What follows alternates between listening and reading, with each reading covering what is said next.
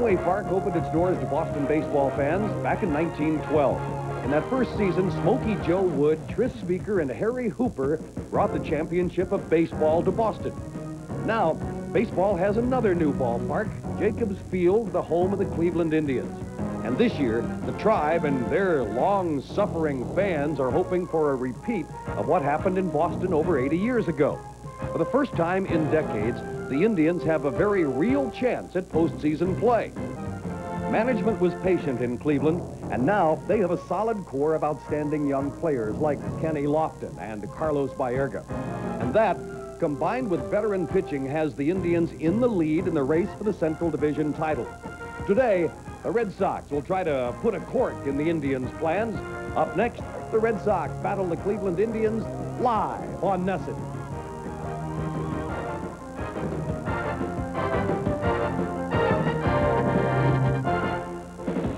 Warm, cozy, intimate, nooked and crannied Fenway Park, which has seen baseball since 1912, is about to see a whole lot more over the next couple of days.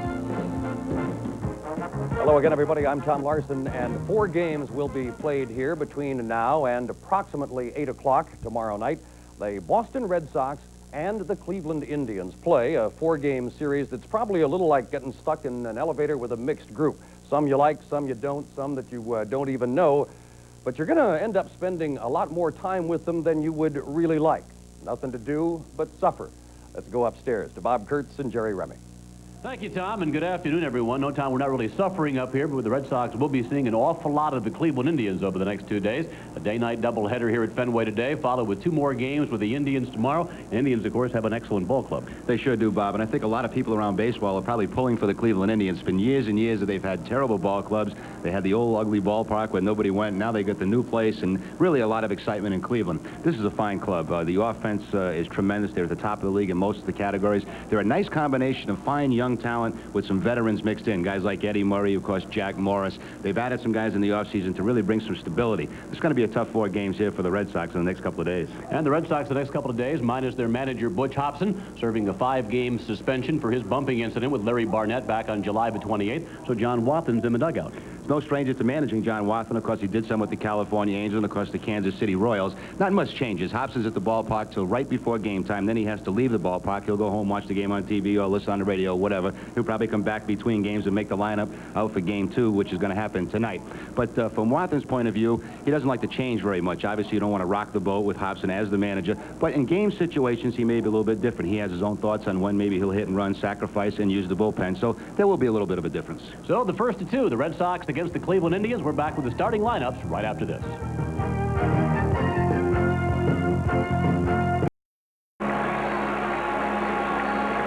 Welcome back, everyone. Fenway Park in Boston. That was Donna Burdick with our national anthem before the Red Sox game against the Cleveland Indians that will kick off this 4-game weekend series. 4 games over the next 2 days. Delightful fall-type weather almost here at Fenway Park. We have a temperature of game time at 78 degrees. Winds coming from the north at 9 miles an hour in our view. Center field blowing straight into the broadcast booth. As you can see, sunny blue skies. And the forecast for today here at Fenway is clear. The Cleveland Indians on top of the Central Division of the American League. Looked like this afternoon. Kenny Lofton, their fine leadoff man in center field. Wayne Kirby batting number 2. He is playing left in the absence of Albert Bell. Then Carlos Baerga is the 3rd hitter at second base. Eddie Murray, the designated hitter. Jim Thome really coming on. Left-handed hitting 3rd baseman. Manny Ramirez bats number 6 and plays right field. Peabody's own Paul Sorrento at first base. Sandy Alomar does the catching, and Omar Vizquel bats number 9. He's the shortstop. Umpires this afternoon, John Hirschbeck.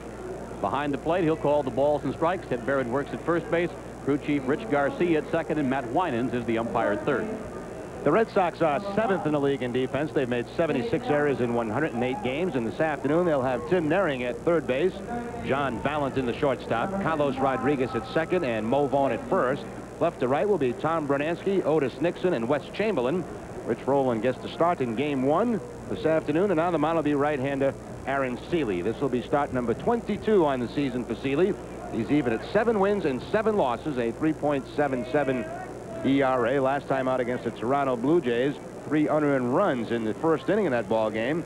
Losing pitches 6-2, 7 innings, 7 hits, had 5 walks and 7 strikeouts. He is 0-1 in a couple of games started this year against the Cleveland Indians. It has been a while since Seeley has been in the victor's circle. That was July the 2nd. Saturday afternoon here at Fenway Park. Better than a month ago. Tom Brunansky hit the grand slam home run, and Seeley won the ball game by a score of 10-2. Butch Hobson serving the first of his 5-game suspension.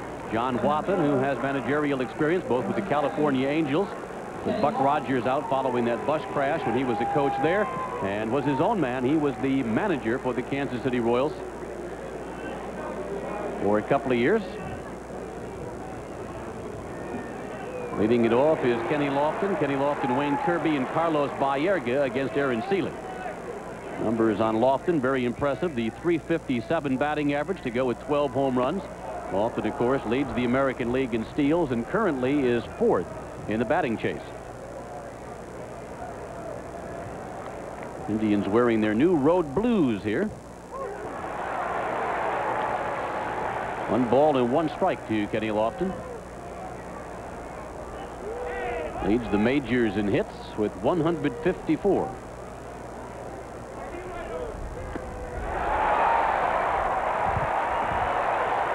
Not going to get on base this time. Seeley getting it upstairs and getting it by him, picking up his first strikeout.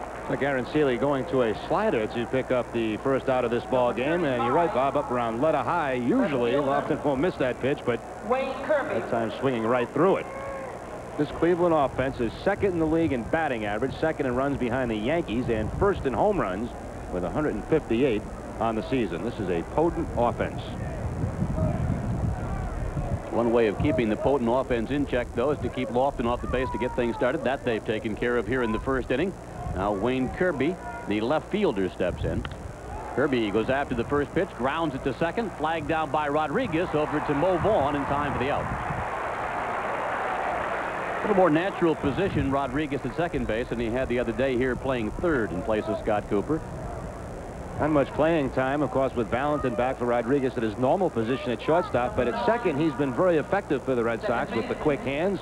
He's throwing off balance. Vaughn does not stretch too early. Make sure he sees where the ball is and then goes into the stretch.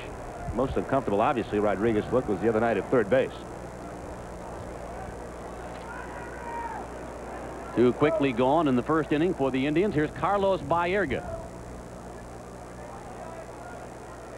Recently missing 10 games with a sprained ankle, and has been having difficulty refinding his eye at the plate since his return with just 3 hits and 27 times at bat. But all 3 of those hits have been home runs, and handles Seeley pretty well so far in 10 career at bats.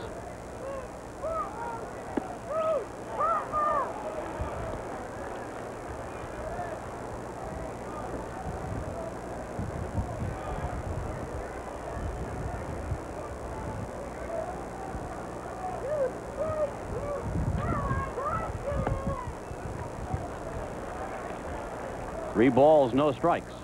Albert Bell still sitting out with his suspension, but the Indians have picked up for him. They have played very good baseball without Albert Bell in the lineup. Played 4 against the Tigers at Jacobs Field and won 3 of them. That prior to their trip here to Boston.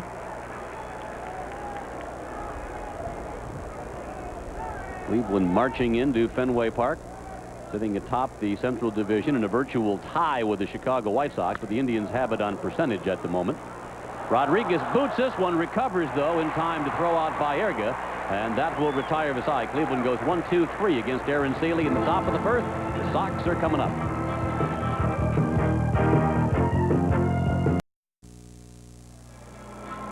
Aaron Seeley going 1-2-3 through the start of the Cleveland lineup in the top of the first. Red Sox this afternoon. John Wathen's lineup card goes like this. For the Red Sox, Otis Nixon leading it off and playing center field. Carlos Rodriguez bats number 2 and plays second base. Then John Valentin is the third hitter. He's at short. Mo Vaughn, the cleanup man, he'll play first base. Andre Dawson returns as a designated hitter, the Hawk batting number 5. Tim Nehring hitting 6th and playing third base. Tom Brunansky gets the call in left field. Wes Chamberlain bats 8th and right, and Rich Rowland will handle the catching chores behind the plate. Cleveland Indians are 11th in the league in defense. That's an improvement over a year ago when they finished last. They'll have Jim Thome at third base, Omar Vizquel the shortstop, Carlos Baerga at second, and Paul Sorrento at first. Left to right will be Wayne Kirby, Kenny Lofton, and Manny Ramirez Sandy Alomar Jr. behind the plate. Now the mound, right-hander Jason Grimsley. He's been kind of hot lately in his last 4 starts. A record of 3 wins and no losses with a 2.89 ERA. This is his second appearance of the year against the Red Sox. Was not involved in a decision in a ball game the Indians won 7-6. That win coming over their closer now, Jeff Russell. Otis Nixon leads off for the Sox. Yeah, that'd be an interesting finish here today, wouldn't it? Russell on the mound in the bottom half of the 9th inning, trying to close out a game here at Fenway. Well, it could happen this weekend because we got 4 big ones in a short period of time. Pitch is wide to Nixon. 2 balls and no strikes on Otis, who had a couple of steals the other day against the Toronto Blue Jays. Jason Grimsley, born, still lives in Cleveland. He's a Cleveland native. Catches the outside corner with that one. 2 balls and a strike. Grimsley is 26 years old. He'll be 27 tomorrow. He's 6'3", weighs 180 pounds.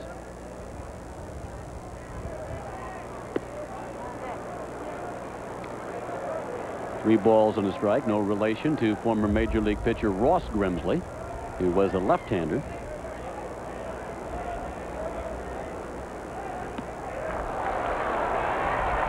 Sox start the ball game just the way they want. Otis Nixon aboard. One of the big improvements, obviously, this year for the Cleveland Indians has been their pitching. They are now 4th in the league in pitching, and that's a combination of young pitchers and veteran pitchers like Jack Morris, and Dennis Martinez will be pitching the 2nd game tonight. Mike Hargrove's seen improvement in this ball club in a lot of areas this year, and certainly pitching right at the top. Batter is Carlos Rodriguez. Interesting for Hargrove and the other managers in the Central Division. There's just one game that separates Cleveland, Chicago, and Kansas City now in the Central. And, of course, the work stoppage looms less than a week away. How do you handle that? Well, we had an interview with Hargrove. He said, we're just going to do the same things we've done right up to this point. He said, but we won't be getting much sleep for this next coming week. I mean, would you approach this, Jerry, in a way if this is the final week in September? I think they have no other choice to do that. You don't know what's going to happen next week. If they do go out, you don't know how long it's going to be, how many games will remain on the schedule if you do come back. So all 3 of those ball clubs want to be in first place by next Thursday. It's a virtual tie right now between Cleveland and the White Sox, with Cleveland having a couple percentage point lead. Kansas City, which has won 14 in a row, sits in 3rd place, just 1 game behind.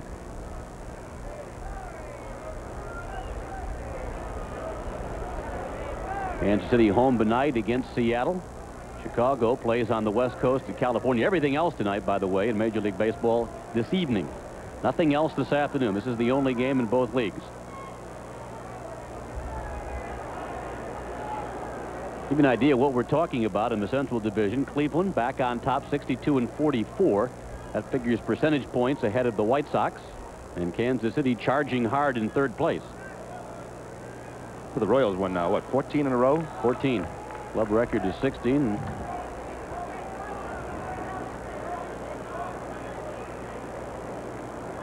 I believe that's the longest winning streak in Major League Baseball this year.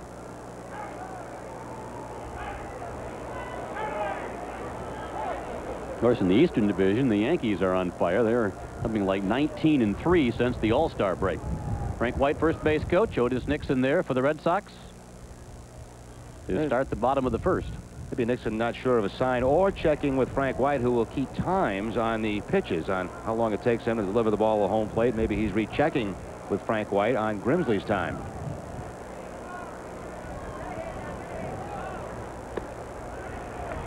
Fairly quick there with the slide step. As Grimsley continues to struggle with his control here in the 1st inning, falling behind Carlos Rodriguez. 3 balls and a strike.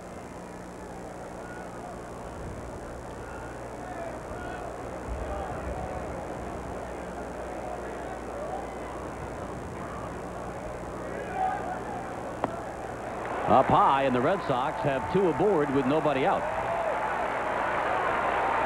Both courtesy of the walk. Bill Regan, the pitching coach, is going to quickly go out and try to settle down his starter this afternoon. That's not the way get things rolling. For a lot of games in a short weekend, a couple of walks to lead off the ball game. Let's see, they've been very good as far as the walks this year. The Cleveland Indians, they fourth fewest walks in the league. Not a strikeout staff by any means. Most teams will put the ball in play. Don't want to overstate the case, but in the work stoppage certainly isn't a certainty. But if it does come, the Indians have 7 games to go. 4 here and 3 in Toronto. And they've obviously, as Jerry mentioned, have to play it that way. Now with early trouble, Regan already out to talk with his young pitcher. Batter for the Red Sox, shortstop John Valentin. Good pop for Valentin, 319, 9 homers, and 44 runs batted in.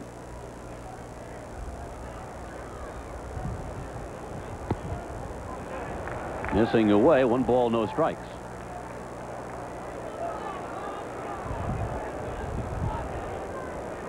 Starting pitching, obviously a key for both teams in this short series, because when you get back-to-back double headers, you can quickly run through a bullpen if the starting pitchers can't get you deep into a ball game.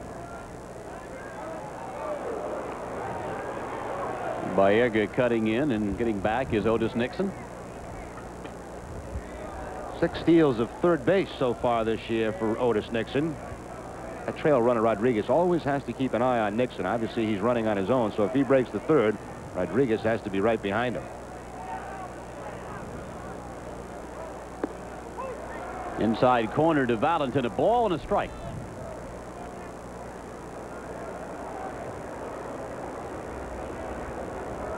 Valentin spending some time earlier this year on the disabled list with arthroscopic surgery on his right knee. That was back in early May. Has enjoyed a fine season, bothered a little bit last week by a strained left quadricep earlier in this week against the Toronto Blue Jays.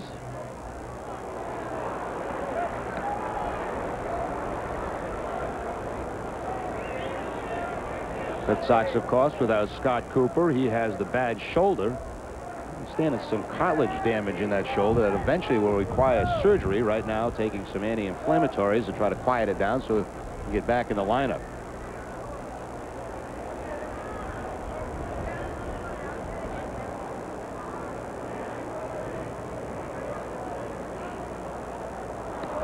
Nixon just does get back this time. Say one thing, had Baerga dropped his leg in front of the bag that time, they would have had Otis Nixon. That's a trick that a lot of shortstops and second basemen will use. They'll just drop the knee right in front of the bag so the runner cannot get the hand in. Didn't happen this time. Had that been the case, they might have had Otis Nixon. Quick sweet tag by Baerga, but Otis just back in time. 2-1 pitch now from Grimsley. That's not even close. The time to hit right here. 3 balls, 1 strike. He's already walked the first 2 hitters in the lineup. He has to come in with something here. Narrow that strike zone down, maybe middle of the plate in. Try to drive the ball.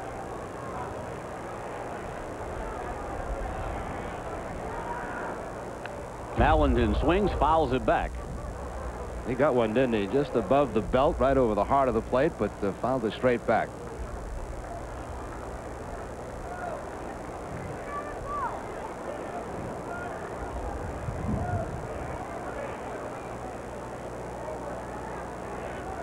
Grimsley has run the count full on Valentin.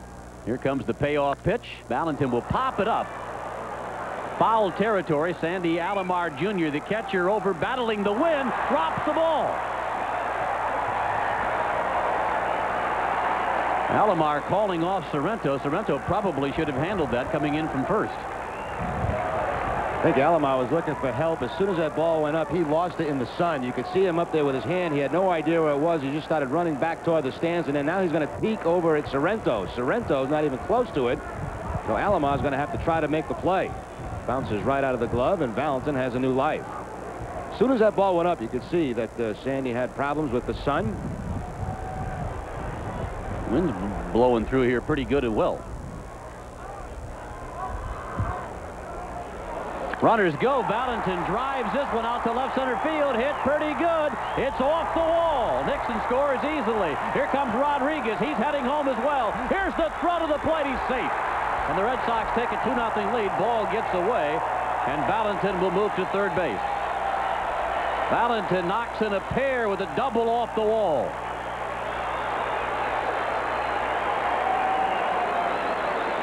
Well, Valentin gets himself a new life, and he takes advantage of it. I'll tell you one thing, that ball was hit hard. I thought I had a chance maybe to get out of this place, but with the wind blowing directly in from center field today, you're going to have to crush the ball to get it out.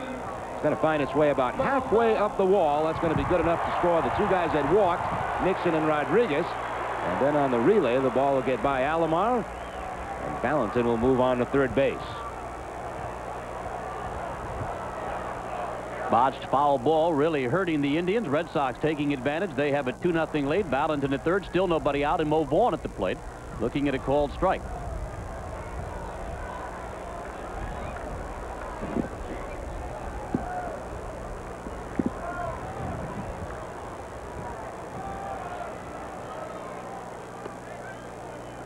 By the way, there was also an error on the play enabling Valentin to go from second to third. That would be Vizquel, the shortstop. So the Tribe have committed 2 errors here in the first inning. That's only the 5th error of the season that Omar Vizquel has made. Infielders get a lot of those, especially on relays, because you quickly try to get rid of the ball, and a lot of times the throw to home plate is on one hop. If the runner and the ball get there at the same time, most of the time the ball will find its way back to the backstop, and the guy who threw it will pick up the error.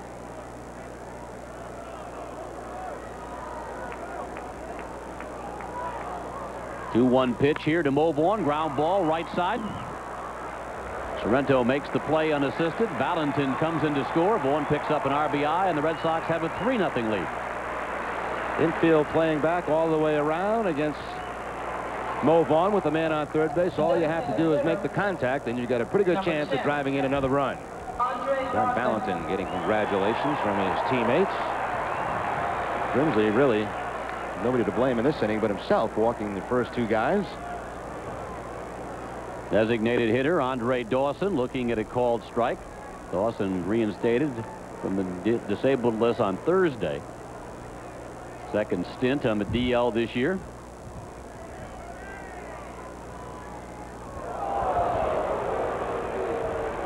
And Dawson hit by a pitch. Well, that's a nice way to come back from DL. Just a curveball there that slipped out of the hand of Grimsley, and Dawson will turn his back to it and take one for the ball club. Grimsley's been all over the place here in the first inning. Number 11, third baseman, Tim Naring. Dawson playing his first game since the 19th of July. 4th time this year that Dawson has been hit with a pitch, and I guess if you're going to get hit, that's the way you like to get hit. Big, slow breaking ball.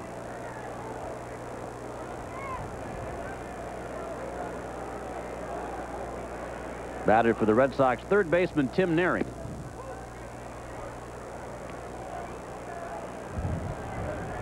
Well, Naring this year has played a lot of second base, a little bit of shortstop, 7 starts at first. This will be his 6th ball game at third base.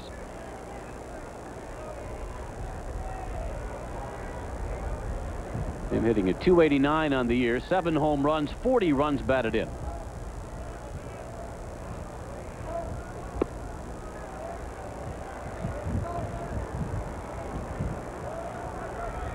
Mentioned the lineup card for the Red Sox made out by Butch Hobson.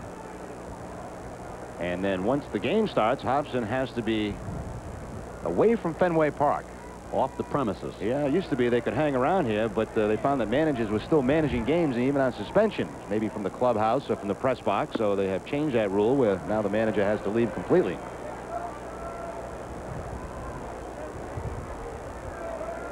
No, it's John Wathan, who was the manager of Kansas City from August of '87 through May of '91, replacing Billy Gardner there, and replaced himself by Hal McRae.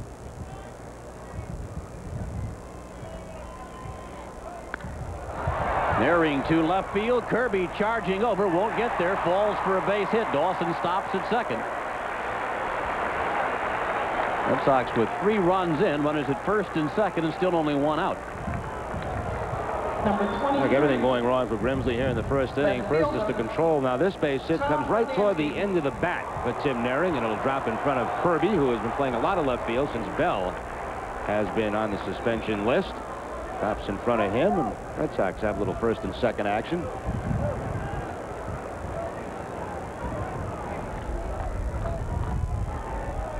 Batter will be Tom Brunansky. When Brunansky came to the Red Sox back on June the 16th, Mike Greenwell was at a union meeting in Chicago. Brunansky, who wasn't supposed to be in the starting lineup, was inserted and hit a 2-run homer, his first at bat off the man on the mound, Jason Grimsley, out at Jacobs Field.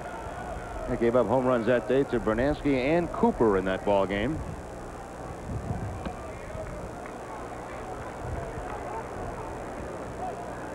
Brunansky, at that time, you recall, there was actually some talk of him going to Pawtucket to play himself back into hitting shape. Following that weekend in Cleveland, it was decided Bruno didn't have to go to Pawtucket. Breaking ball on the outside part of the play. 1 ball and 1 strike to count on Brunansky. Sox 3, Indians nothing, bottom half of the first.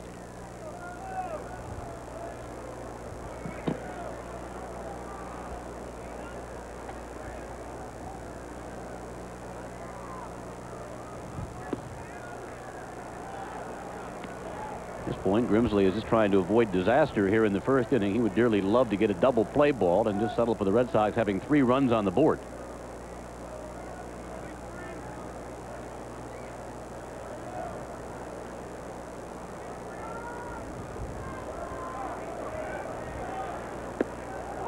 Called strike.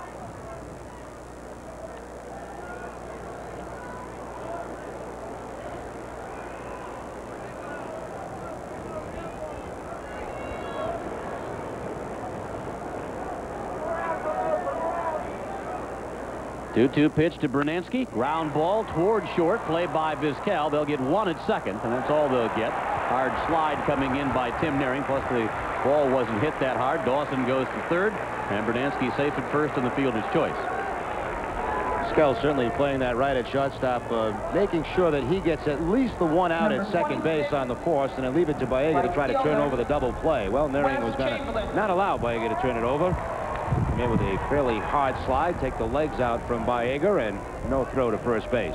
That's why Isaiah holding onto the ball as the second baseman, because if you throw that and you throw it away, Dawson could come around to score. You got to know when to throw it, and you got to know when to eat it. And that time Baega put it in his back pocket. Batter is Wes Chamberlain. Breaking ball to Chamberlain is wide. 255 for Wes, 4 home runs, including a grand slam in the Toronto series. Dawson at third base, Brunansky over at first. Now 2 outs for the Red Sox.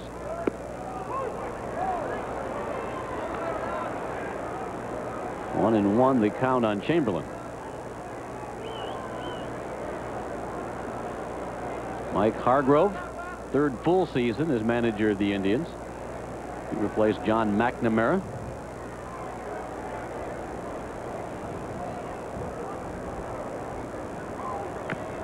Foul back by Chamberlain, a ball and 2 strikes.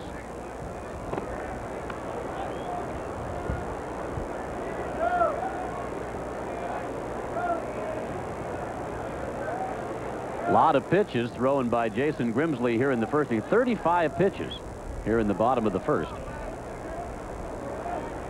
The majority of them out of the strike zone. Walked a pair. They both scored. Chamberlain checks his swing there. And the count even at 2-2. Good job by Alomar there to get down and block the curveball that was in the dirt. He'll just really soften this and keep the ball right in front of him. No advancement at all by any Red Sox runner.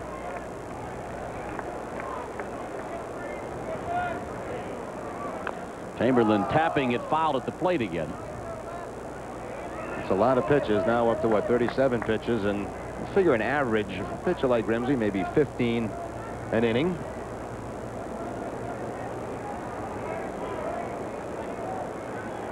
Andre Dawson at third base, and Tom Brunansky over at first. Sox trying to add to a 3-0 advantage.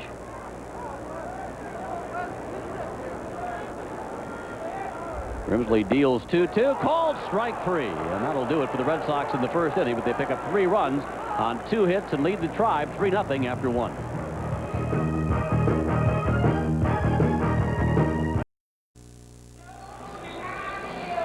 Back at Fenway, where the Red Sox lead the Indians 3-0 after 1 inning. We'll take a look at the Harvard Community Health Plan batting leaders. And first in the American League, 3 guys tied at 359, Thomas, Bell, and O'Neill. Kenny Lofton, also of Cleveland, 357. And look at Boggs, 350 on the season. National League, Gwynn still at the 390 mark. Jeff Bagwell at 370. Hal Morris, Moises Alou, and Mitchell with a 329 batting average, the top 5 in the National League. Grimsley made his way through the first inning. Actually, the way he pitched, it could have been a lot worse. Able to get out of it with the Sox getting the 3 runs. Eddie Murray leading off here in the bottom half, or at the top of the second, off Aaron Seeley. It'll be Murray, Jim Thome, and Manny Ramirez for the Indians. 259 for Eddie Murray on the year. Has added 17 home runs to his total. He now has 458 in his major league career. And this is game number 2,700 in Eddie Murray's career. 75 hits short of 3,000. Good looking curveball from Seeley, dropping across for a strike, 1-2.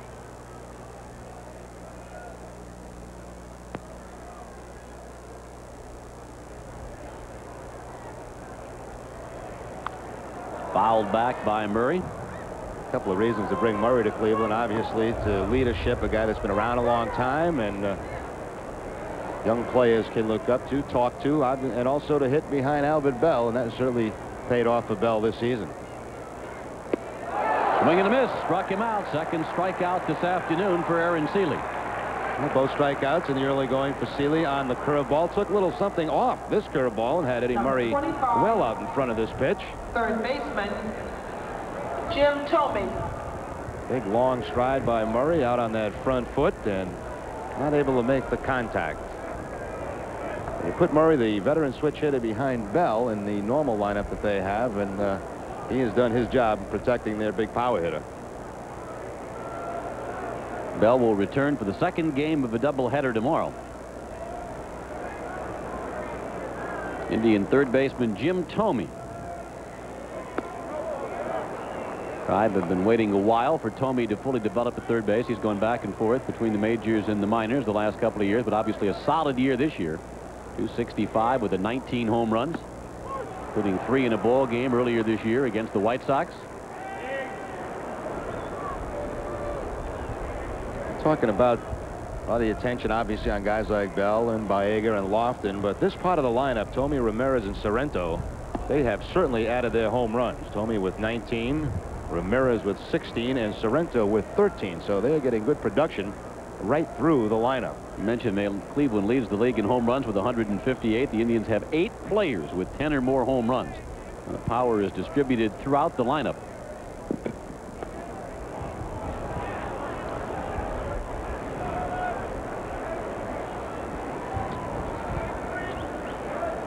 Aaron Seeley, after his 8th win of the year, gets the called strike, and the count will go full. 3 balls, 2 strikes on Jim Thome. Good movement on this fastball from Seeley. He'll tail it back on the inside corner. Thome really right on top of the plate.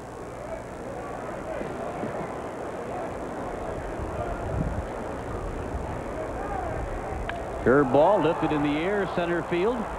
Otis Nixon going back. Now will have to come on in. Actually, the left fielder, Bernansky, made a dive forward and missed. Is that wind playing havoc with the baseball?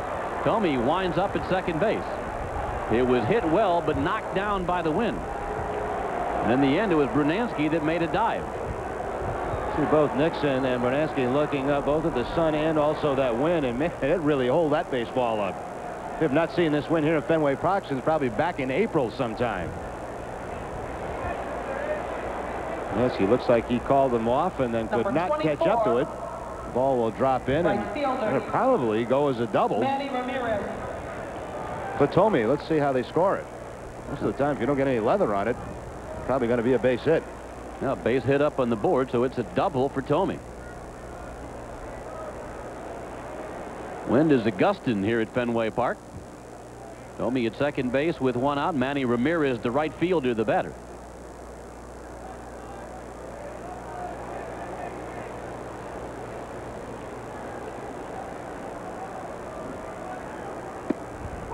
Seeley pours in, strike one. Indians have a share of first in the Central Division. This is the 63rd day this year they've had at least a share of the lead. The first time they've been on top of the division since July the 29th. Of course, Cleveland hasn't known a year like this since 1959. That was the last year they were in contention.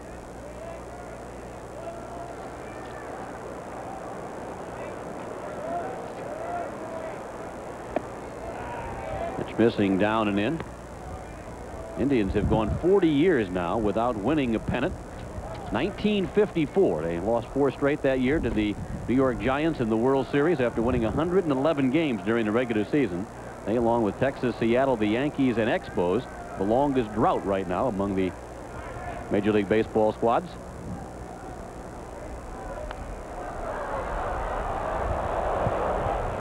I mean, Cleveland has not only not won, they haven't even been in contention. I mean, usually year after year, you may not win the thing, but you're up there, you know, chasing around Labor Day. Cleveland has not even been close since 1959.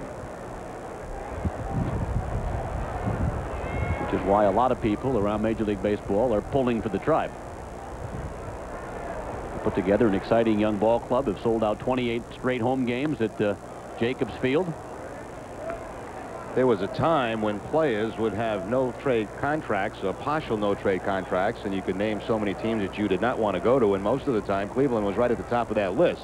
That has changed, obviously, with the good ball club they have now and the nice surroundings they have in Cleveland with their new ballpark and all the excitement that's going on. A pretty desirable stop now. 2-2 from Seeley, and a full count on Ramirez. Got a bunch of good young players. They signed those players to long-term contracts to avoid arbitration and to keep them in Cleveland. And in the mix of the young players, they've added some key veterans. Payoff pitch, a curveball, called strike 3. Ramirez started down towards first. He's now being sent back to the dugout. 3 strikeouts for Seeley. And Seeley starting to pile up some strikeouts in the early going, and this is the second toughest team in the league to strike out. So when you have that kind of curveball, you're certainly going to fool some hitters, and that time Ramirez was completely fooled by that pitch. So the backside start to go. When that goes, you don't have much chance. That little move to first base was just kind of a deke, because he knew that was a strike.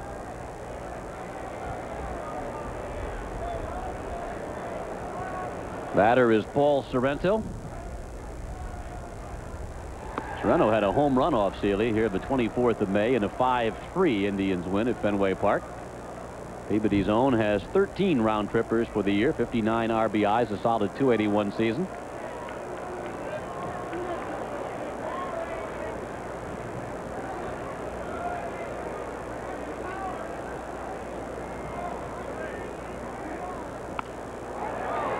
Soft liner to short to Valentin, and that'll retire beside. No runs on 1 hit. A tainted double by Tomey. He remains at second base after 1.5. Sox lead the Tribe 3-0.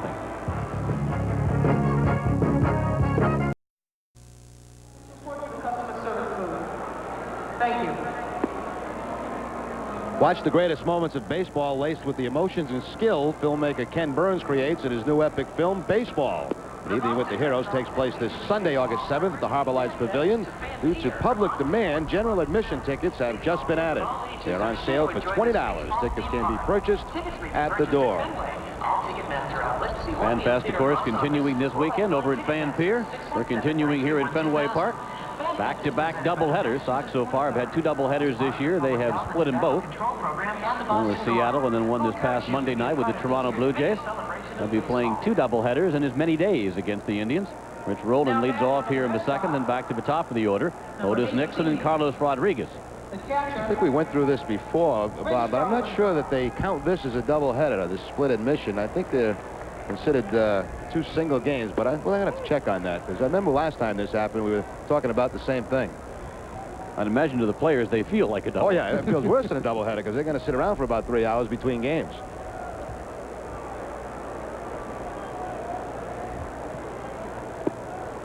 Way wide with that one to Rowland. 1 ball and 1 strike to count. Sox have a 3-0 advantage over Cleveland native Jason Grimsley. Signed by the Indians as a free agent. Being released by the Houston Astros. Roland grounds it to third. Thome makes the play. Over to Serrano, 1 out. We mentioned the Indians have made some strides defensively this year. Last year they finished dead last in the American League in defense. They've moved up a couple of notches.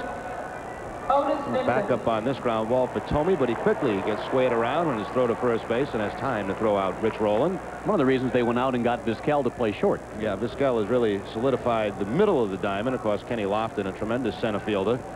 Alomar very strong behind the plate. Otis Nixon looks at ball 1.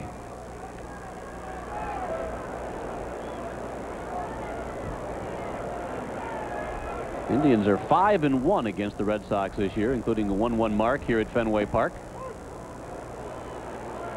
Indians played here May the 24th and the 26th. The ball game we're playing right now is the rainout game from the 25th of May, which was to have been the second game of that series.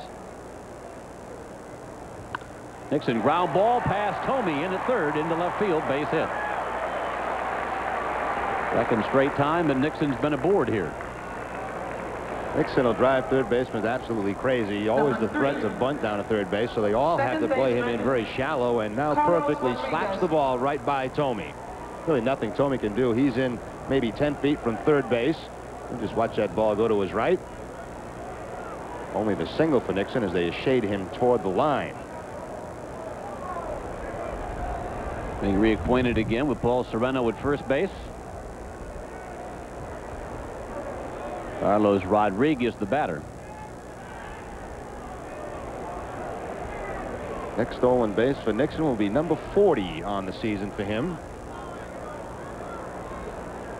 It's a tremendous jump. No chance at all for Alomar.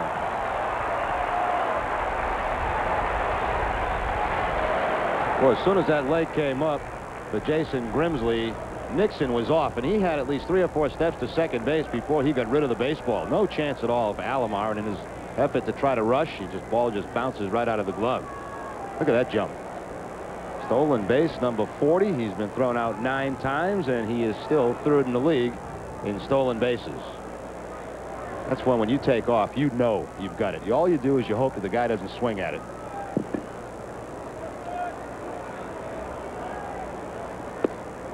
Called strike to Rodriguez. Well, Nixon and Rodriguez walked back in the first inning. They both scored on the double by John Valentin. Sox have a 3-0 lead here, bottom half of the second. Trying to spoil things for Jason Grimsley and the Cleveland Indians.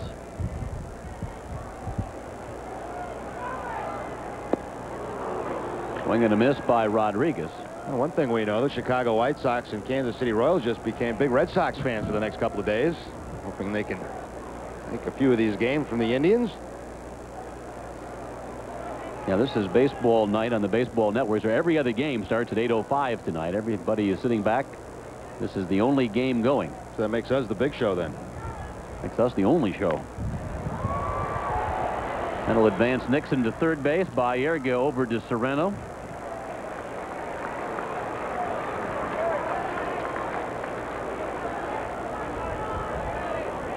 Two outs now in the Red Sox second inning. That'll bring up shortstop John Valentin. Grimsley's had a pretty good year. 4-1 with the Indians in 11 starts, and down at Charlotte in AAA this year, he was 7-0.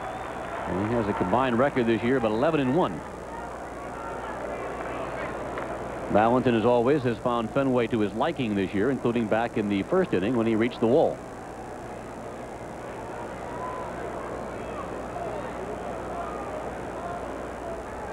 Reading the notes this morning, they came up with this new note on Valentin. He's hitting .423 with runners on third base, so pretty good chance he might drive him in.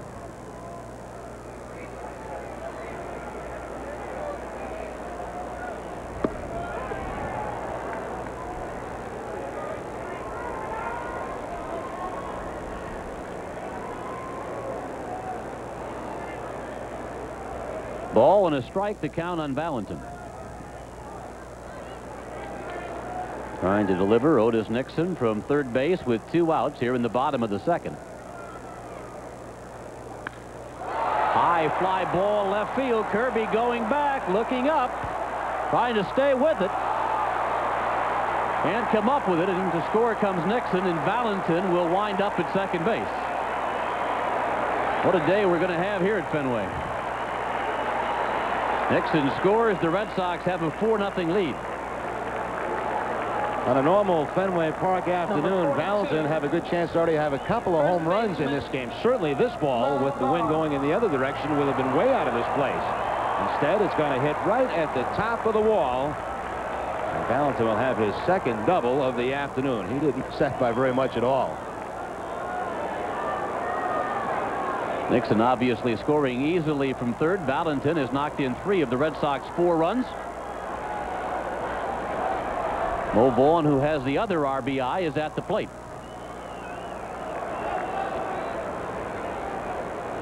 Valentin said, you know, I picked the wrong day to try to play long ball.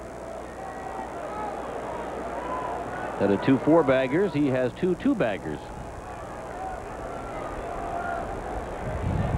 Mo Vaughn with a 9-game hitting streak looks at 1 wide, and count now 2 balls, no strikes. 25 home runs for Mo Vaughn, 78 runs batted in. Both those figures leading the Red Sox.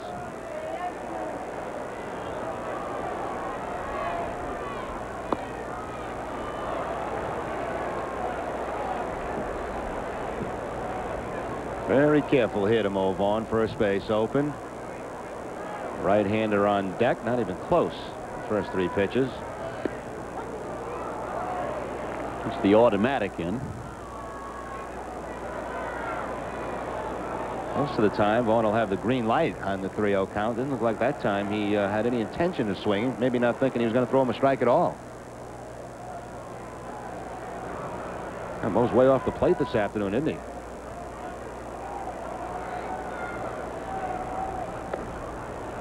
That's wide. Vaughn draws the walk. First and second. 2 outs for the Red Sox here in the second inning. That's 3 free passes issued by Grimsley.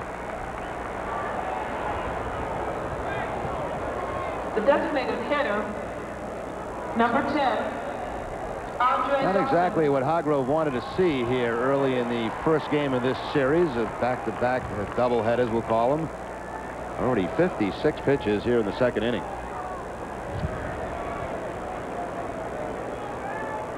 Batter is Andre Dawson. After the first pitch, ground ball up the middle, cut off by Vizquel. The flip there to second baseman Baerga in time for the force out of Mo Vaughn. Sox pick up another run. They've got a 4-0 lead now after 2.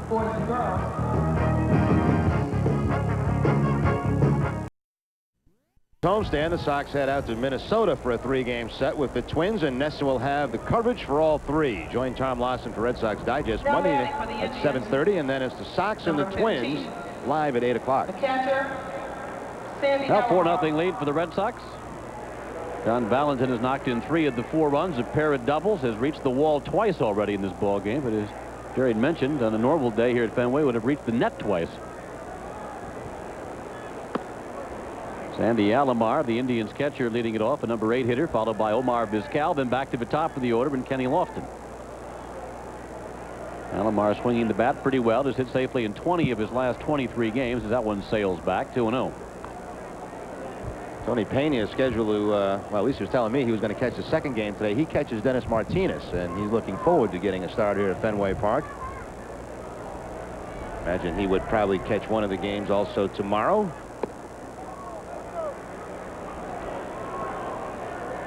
He said it's been awful tough being a backup catcher after all his career. He has been a starting catcher. Says he's really had to work much harder just to stay in shape, so he's ready to play when called upon. He's had just, what, 35 games for the Indians this year, but his is hitting .317. Number 13. First walk off of Seeley. Omar Vizquel. Number 9 hitter, shortstop Omar Vizquel.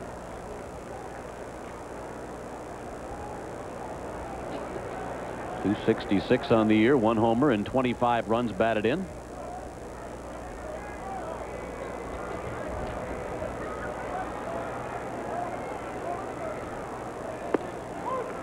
In for a strike.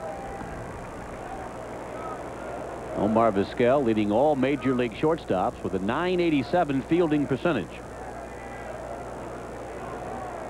Was charged with a throwing error back in the first inning of this ball game. It's only the second error he's made since April the 16th.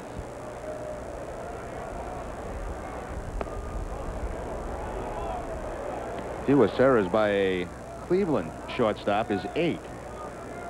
Set by Lou Boudreau in 1949. Frank Duffy also in 1973. Of course, Duffy one time backup shortstop for the Red Sox here.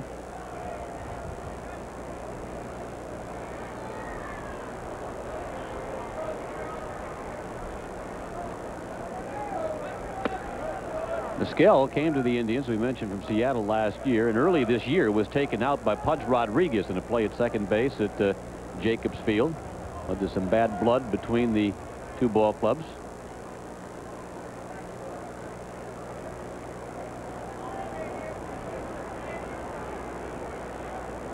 Vizquel suffering a twisted knee in the incident.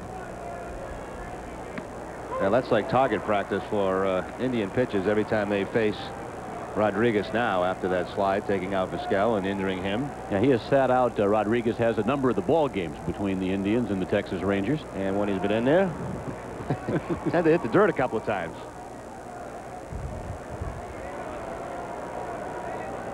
Sandy Alomar there at first base with a leadoff walk here in the third inning. Seeley gets strike 3 over the inside corner. Seeley's 4th strikeout. Seeley last time out had 7 strikeouts out against the Toronto Ball Club.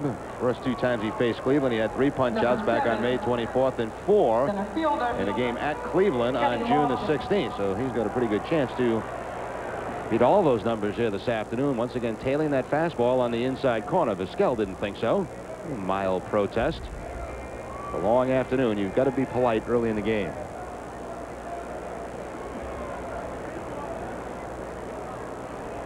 Top of the order, Kenny Lofton. Lofton lifting it in the air to left field.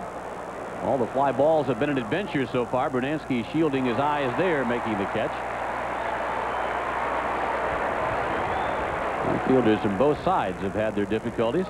A tough time this afternoon. Very high sky, not many clouds around to help protect outfielders, so sunglasses become very important, and also the wind having a effect on these fly balls. You see the glove up to try to help block out the sun. And finally the catch made by Bruno. High sky at Fenway. What a difference today than the last couple of weeks. Finally can see that the sky is blue. Everybody had a smile on their face this morning. All the joggers, the bikers, and the rollerbladers out doing their work around the Charles River. We're all smiling. Never see joggers smile. Kirby drops a neat bunt down the third baseline. Seeley tries to recover and obviously doesn't have a chance. Kirby, catching the Red Sox back on their heels, picks up a bunt single. A couple of guys right at the top of the lineup, both Lofton and Kirby, who are very good bunters, and Kirby with a perfect bunt down that third baseline. He really deadened it. No play at all for Seeley, although he did make the throw and probably wished he didn't make the throw once he let it go. It was going to go high up over the head of Vaughn, but Vaughn was able to make the play. Well, that's a perfect bunt down the third baseline.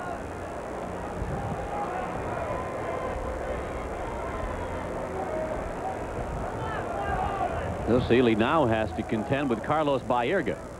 Indians have Sandy Alomar at second base. Wayne Kirby aboard first. 2 outs here, top of the third. Red Sox have a 4-0 lead. Baerga, we mentioned his first at bat, struggling since his return to the lineup. Baerga going on about 10 games with a sprained ankle.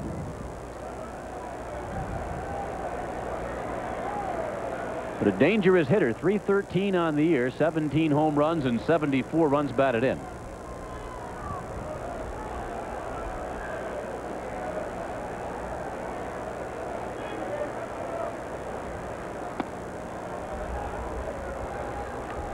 Two and 0.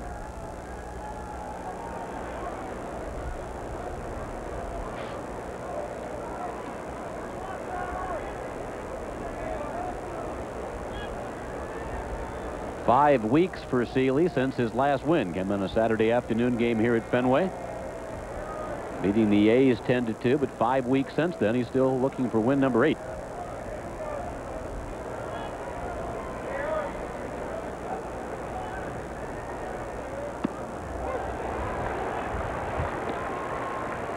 He's had pretty much the same kind of run support as Clemens has had for this club. Red Sox only scored 3 runs or less in all 7 of his losses this season. And he's already got 4 here this afternoon.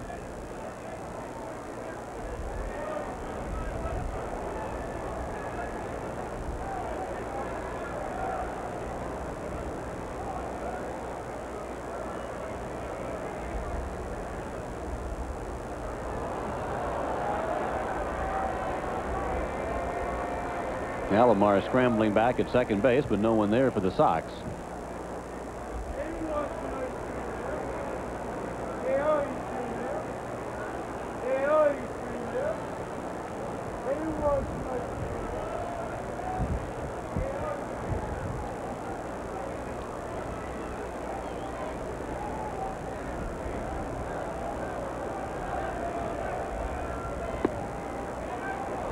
Now Seeley's struggling, falling behind 3-1. Because of the home run power on this Cleveland club, they are never really out of a ball game. They can put some big numbers up quickly.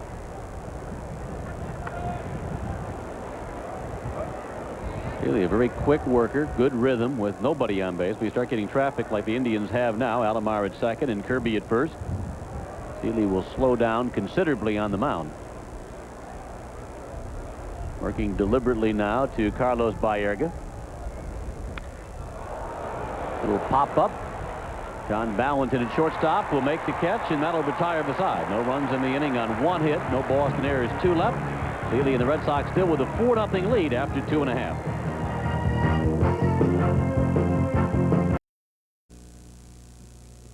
Tom Larson with this update on Major League Baseball. It is brought to you by Budweiser, and actually there are no scores to report. All of the action in Major League Baseball will be tonight. Baltimore at Milwaukee. The Yankees will be in Minnesota. The Yankees now with the best record in Major League Baseball at 69-38.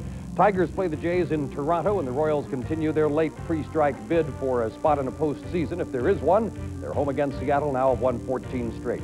White Sox go with Jason Beret at 11-2 in Anaheim tonight, and the Rangers are in Oakland.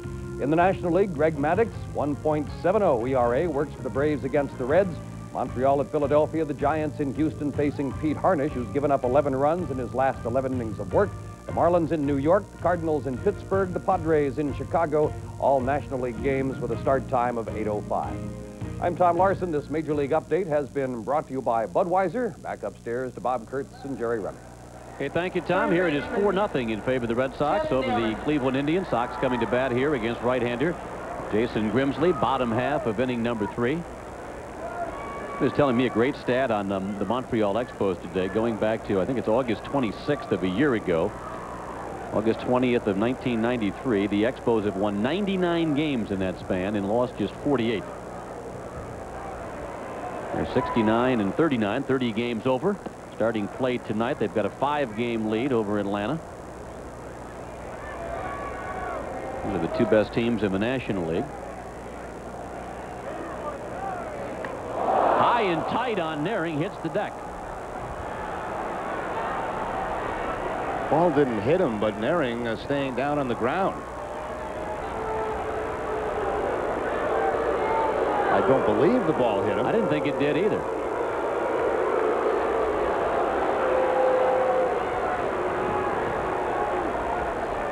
Take one more look at this. The fastball is up and in, and let's see if Naring gets out of the way. He certainly did, but something grabs the side of his head.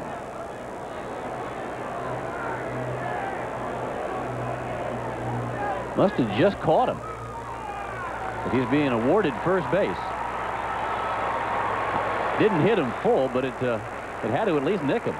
Mike Hoggrow is going to come out now and question this call. But certainly Naring down to first base. Grimsley looking over at him now, and we'll take one more look and see if we can pick it up. It didn't appear as though it hit him, but let's take a look. got him on the sleeve, but Nehring goes right to grabbing the side of his head.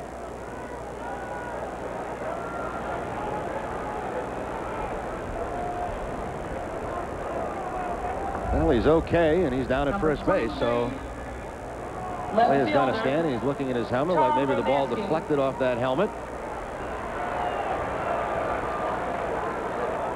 In any event, he is aboard to start the Boston third, and here's Tom Brunansky, the left fielder, who has feasted on the Indians this year.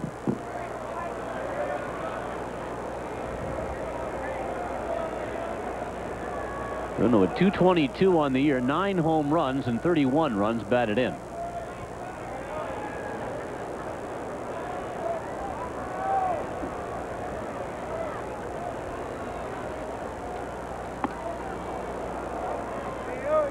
Ball and a strike on Brunansky. Grimsley, the high pitch count through the first 2 innings.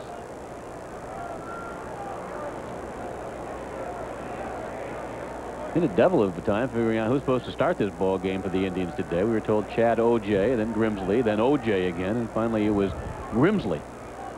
Jerry checking it out with manager Hargrove. Finally, the Red Sox actually have been given a lineup card with O.J. on it. Kind of interesting because I was waiting down near the dugout this morning, and O.J. was out bouncing around on the field. I said, that's strange behavior for a guy that's starting a game this afternoon. And then finally Hargrove letting us know that he was not going to pitch. He was going to pitch tomorrow, and Jason Grimsley was getting the start. I was wondering, that's a strange way for a starting pitcher to get ready for a ball game. Most of the time they just stay in the clubhouse, stretch out.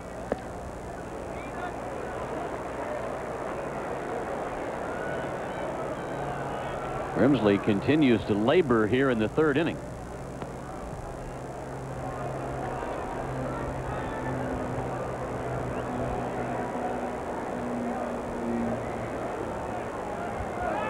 Nehring goes. Brunansky grounds it in the hole at short. Vizquel has no play.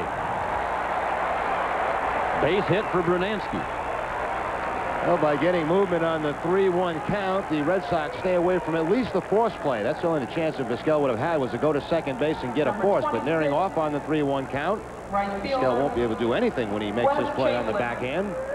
He'll take a peek, but he wisely holds up. A lot of range shown here by Vizquel as he'll go to his right.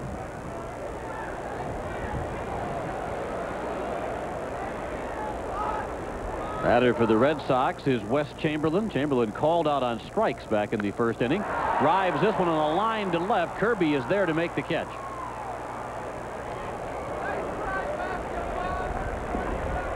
Chamberlain wasting no time going after Grimsley's first offering and lining out to Kirby in left field. The catcher, Derek Lilliquist, a left-hander, is starting to loosen up.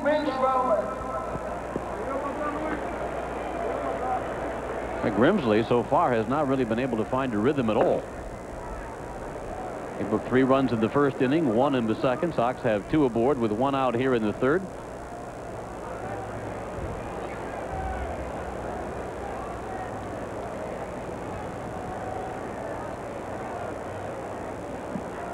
Batter catcher Rich Rowland. 1 strike on Rowland, who bounced out to Thome to open the second inning.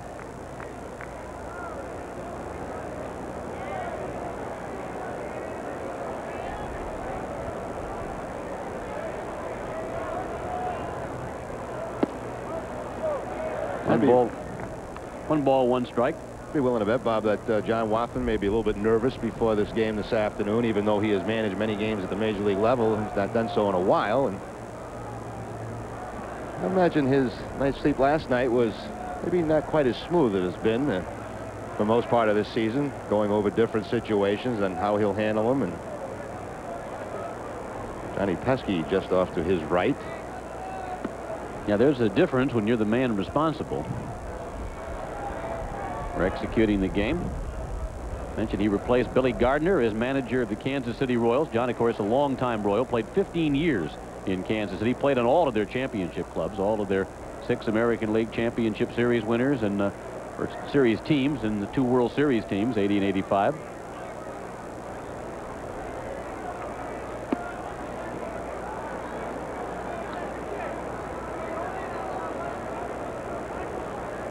Rowland sitting ahead in the count, 3 balls and a strike.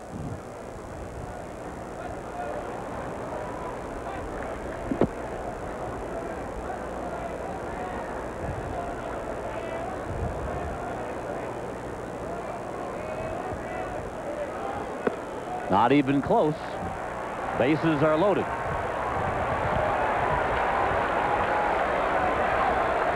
And certainly at this stage, only 4 runs down. Hargrove still in the ball game, but the Red Sox with a chance here to maybe put together a big inning, and it's very close to decision time for Hargrove. Lilliquist has been loosening up in that bullpen. He's obviously ready to go. Alomar out to the mound to have a little conversation with Grimsley, who has really struggled. And here comes Hargrove. Mentioned a situation before. Work stoppage looming next Friday. Cleveland tied with Chicago, so in a way, to the Indians, this is the last week in September, and they're going to play it just like the last week in September because Hargrove's going to the bullpen. They're not going to ride with the starter Jason Grimsley too long. They can't afford to. So Grimsley will go 2 1/3 innings here at Fenway Park. As mentioned, he never really established any rhythm at all. Walked the first 2 men in the ball game. Otis Nixon and Carlos Rodriguez gave up the double to Valentin, and was really lucky to get out of the first inning with the Red Sox scoring 3 runs. Sox picking up 1 off in the second and having difficulty here again in the third. We'll take a break. Back with more Red Sox action from Fenway right after this.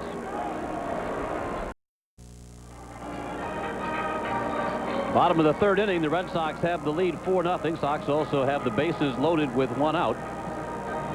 Jason Grimsley has departed the ball game.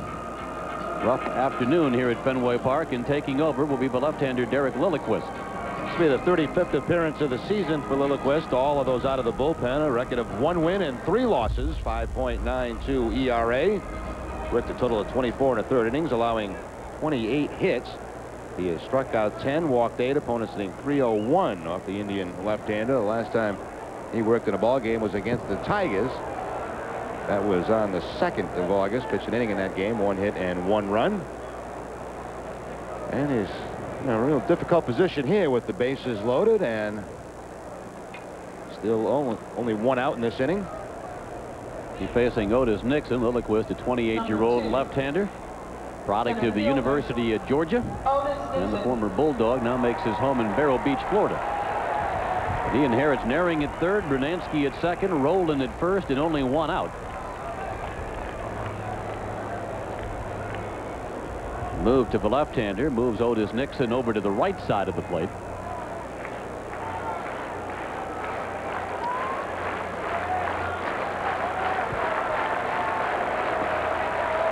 After the first pitch, delivers an RBI single to left. Naring scores. Brunansky will be held at third. 5-0 Red Sox. Nixon has reached first 3 straight times, a walk and 2 singles. Well, the average for Nixon from the right side of the plate now starting to climb. For most of the year under 200. Now he's probably up around 240 after this base hit. Jumps on the first pitch. The Red Sox will have to play station-to-station baseball as Kirby puts a good charge on the ball. You see Allison having to hold up Brunansky.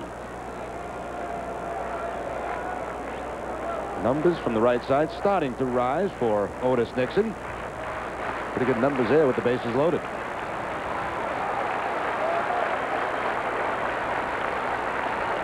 Carlos Rodriguez, the batter. Like Nixon, he moves over to the right side, has walked and grounded to second so far.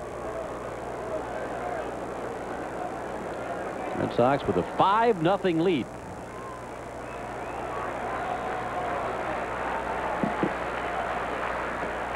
Nice stop by Alomar. Keeps Brunansky at third.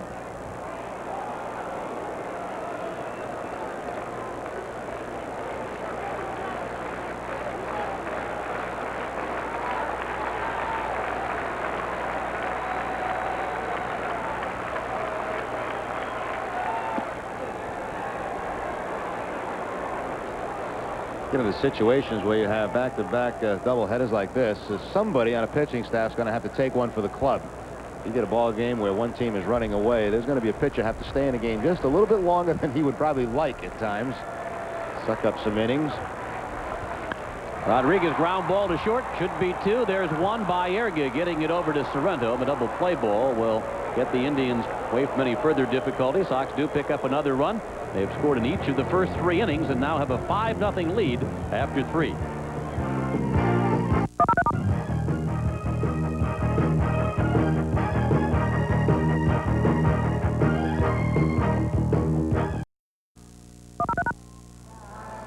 FanFest and AM/PM Cleaning Corporation are proud to sponsor Kids for Tomorrow of Lawrence and 200 children of FanFest. Kids for Tomorrow is a nonprofit professional athlete educational assistance program which places retired professional athletes on a full-time basis in the schools to work with kids at risk. For more information on Kids for Tomorrow, call 508-689-0365. Now, Red Sox have a 5-0 lead. Aaron Seeley goes to work against Eddie Murray, Jim Thome, and Manny Ramirez of the Tribe here in the top of the 4th. Murray sends the first one foul. 1 strike the count. Murray struck out his first at bat in the 2nd inning. Comes up hitting .259 on the year, 17 home runs and 73 runs batted in.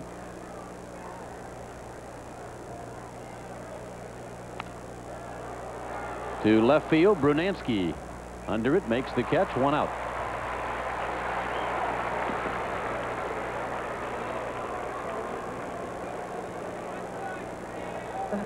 Aaron Seeley, as Jerry mentioned earlier, has not had a whole lot of run support this year. Has a nice, comfortable 5-0 lead at this point in the ball game.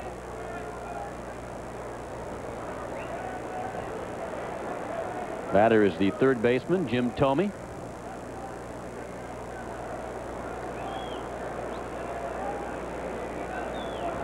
Just 3 career home runs off left-handed pitching. Seeley starts him off with the breaking ball.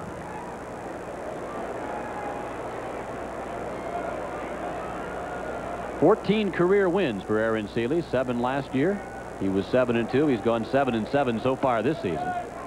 Count is even, a ball and a strike on Thome, who doubled the left back in the 2nd inning. That has been one of the 2 Cleveland hits. The other one a bunt single by Wayne Kirby last inning.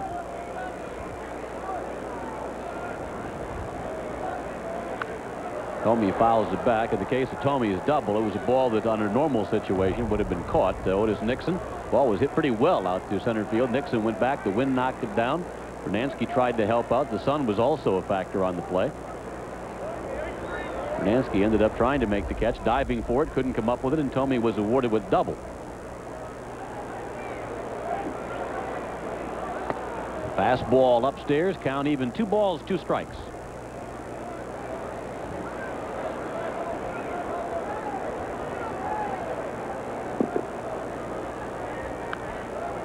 In on the hands, foul back by Thome, still 2-2. Thome's stance is very similar to a lot of left-handed stance at Tiger Stadium. A lot of the Tigers right on top of home plate, trying to hook everything, pull everything. Of course, that short porch out there in right field at Tiger Stadium. But Thome's stance here reminds me just a little bit of that, as he is right on top of home plate. The slightly open stance. Foul back. Speaking of Detroit, they must have had a big promotion there last night. Tigers, if you know, have had difficulty drawing to that ballpark in recent years, and they had over 50,000 there last night for the Blue Jays.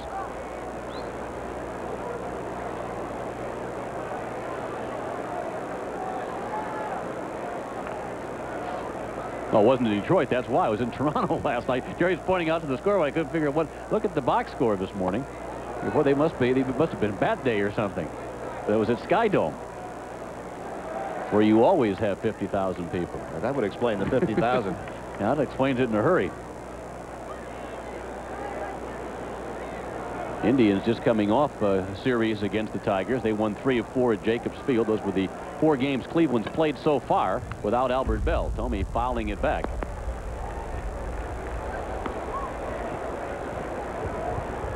Well, of course, gone are the days for Cleveland where they're playing before an empty stadium. It's pretty hard to get a ticket these days at Jacobs Field. Payoff pitch. Not given the call by John Hirschbeck. That's 4. You can go ahead and go on 4. Second walk issued by Seeley. I'm still looking forward to our first trip to the new ballpark in Cleveland. We didn't make the trip there the first time the Red Sox were visiting Cleveland. We'll get a chance to see it in September, hopefully. Most people that I've talked to say they like that ballpark better than the new one down in Texas. Batter right fielder Manny Ramirez, which is another one we haven't seen yet. Those who rank them say Baltimore's Camden Yards is still the best. Jacobs Field comes the closest to it, and then the ballpark at Arlington would run third. Either way, all three of those ballparks, major improvements over what they've been playing in for a long time. Ballpark down in Arlington was basically a AAA stadium that they redid to put more seats in.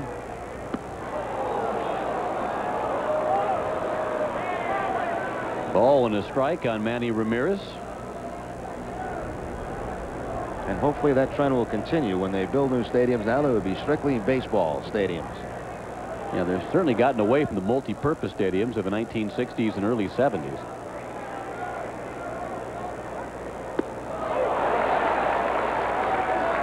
That's a couple of times already in this game that Seeley has been able to give Ramirez the jelly leg on that curveball. Watch the leg give right there.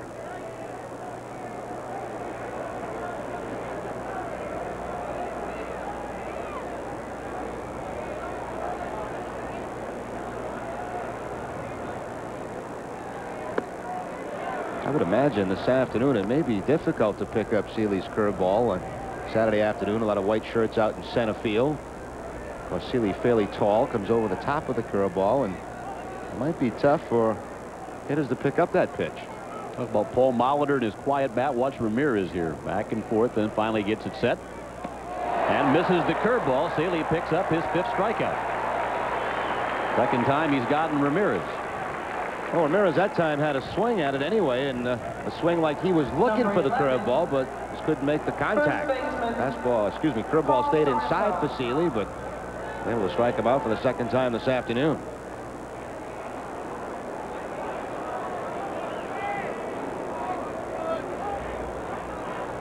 Two outs. The batter, first baseman Paul Sorrento.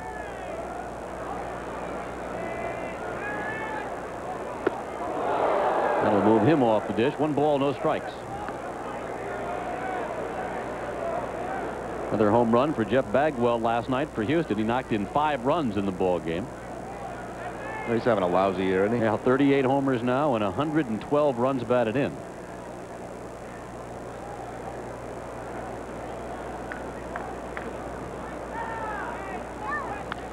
Sorrento pops it foul. Third baseman Tim Naring going over, but that one will be back in the crowd. Fred McGriff hit his 30th last night for Atlanta. It's 7 straight years now that McGriff has hit 30 or more home runs.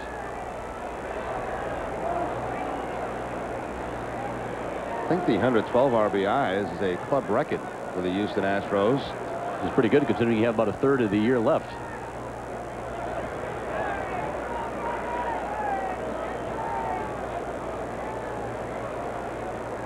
Jim Thome, who walked with 1 out, still there at first base with 2 outs here in the top of the 4th. Seeley downstairs. Count goes to 2-1. Elsewhere in baseball last night, Jimmy Key picked up his 17th win of the year, beating the Brewers in Milwaukee, or beating the Twins rather.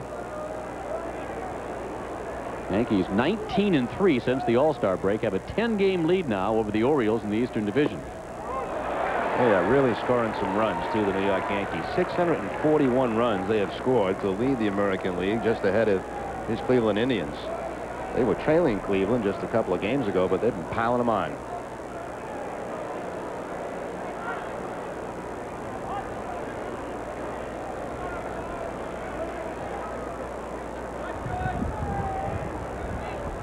Fastball called strike 3. That's 6 strikeouts for Seeley.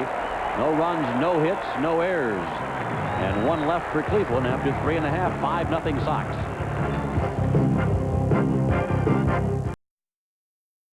As they come to bat in the bottom half of the 4th inning. Aaron Seeley mowing them down with 6 strikeouts so far. John Valentin has a pair of doubles, has knocked in 3 runs. Otis Nixon has reached base 3 straight times, has an RBI single, has stolen his 40th base of the year, and Seeley on his way to his 8th win of the year, trying to win his first game in 5 weeks. Has a 5-0 lead as his mates come to bat against Derek Littlequist here in the 4th. Number 13. Seeley's got the good curveball going for him this afternoon, and also pretty good movement on his fastball. Picked up a couple of strikeouts, especially against those left-handed hitters. John Valentin, Mo Vaughn, Andre Dawson up against Derek Littlequist. Now look what he's done now. He wears that eye black, see, and now he rubbed his sleeve in his eye, and he's got it all over the sleeve. Goes after that one. 1 strike to count. Valentin with a pair of doubles in the ball game. Knocked in the first 2 Red Sox runs back in the first inning.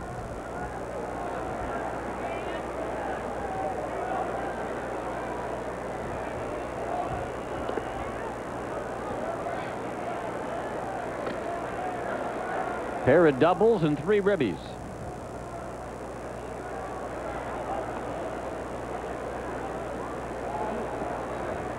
This is very strange for players today between games. What they used to do is send you to a room where you could have some dinner and then go back to the clubhouse, just kind of lay around, play cards, do whatever they want to do for a while, start stretching out maybe an hour before the game, and go get them in game 2. There's usually no hitting, no infield or anything before the second game.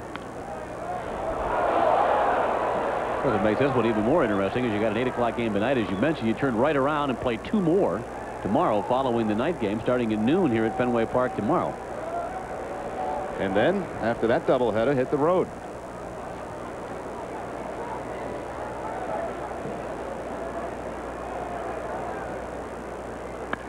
Valentin has 3 for 3. Reached out, punched it up the middle into center field. This could be one of those big days for John Valentin. It's a great way to start when you have to play 2 games. Start off 3 for 3. Anything else after this is certainly gravy for Valentin. Hooking that outside fastball right back up the middle for the base hit. And the average will continue to rise after a little period where it dropped some for Valentin. Held by Paul Sereno at first. And Mo Vaughn hit by a pitch.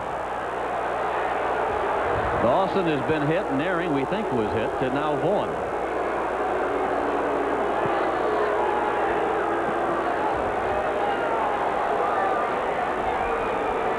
Too much doubt about that one. There's no place for Vaughn to go. When the ball is directly at your back, you are going to get hit because you can't dive out of the way. You can't run across the plate. You're going to take it right off the numbers. Very slowly down to first. Well, this could be an interesting couple of games, too, if things continue on this way. The fastball right in the rib area for Mo Vaughn. Just about impossible to get out of the way of that pitch. Andre Dawson looks at a called strike. Dawson was hit by a Jason Grimsley breaking ball back in the first. And hit into a fielder's choice in the second inning. First action for the Hawks since the 19th of July out in Anaheim. Freshly off the DL the other day, Mike Greenwell taking his place on the disabled list. Fouled back over our heads.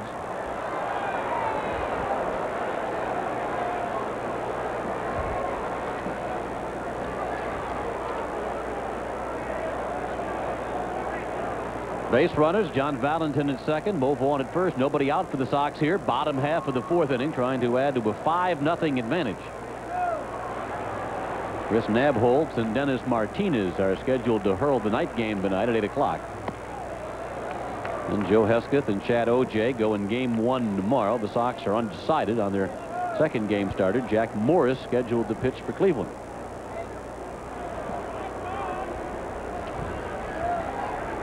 John Wathan managing all the games here at Fenway Park this weekend. Butch Hobson eligible to return Tuesday in Minneapolis.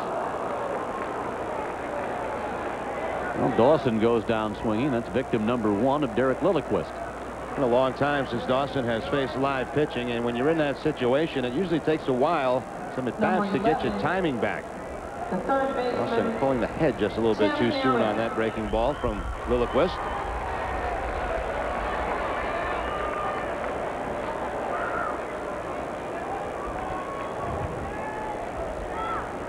Batter third baseman Tim Nehring has singled to left and been hit by a pitch.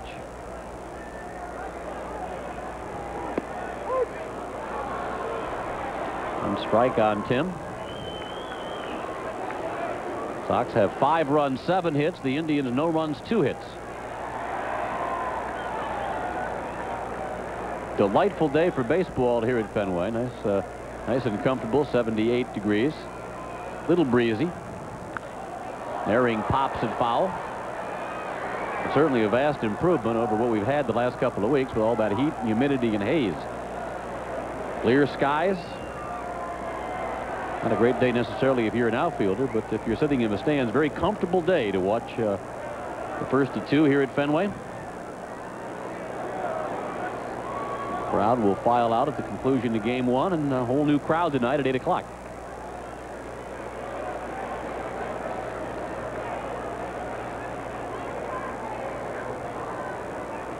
Two-strike pitch from Lilliquist. Called strike three. Naring punched out. Back-to-back strikeouts. Dawson swinging, and Tim Naring called. Lilliquist spotting his fastball on the outside corner to Naring. Number 23. Back-to-back strikeouts now. Dawson and Naring. Tom Brunansky. Yeah, brand new broadcasting crews for tonight, too, as we will depart after game one.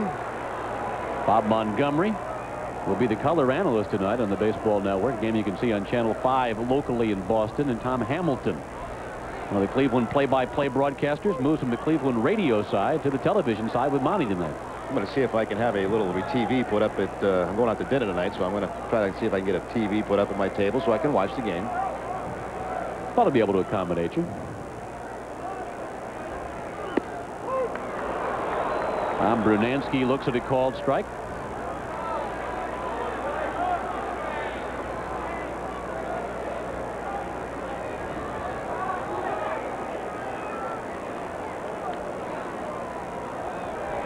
Scoreboard showing 0-2, the count on Brunansky. Lilliquist waste one.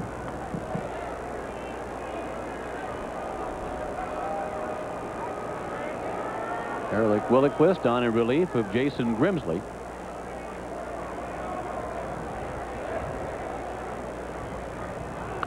Brunansky fouling it back.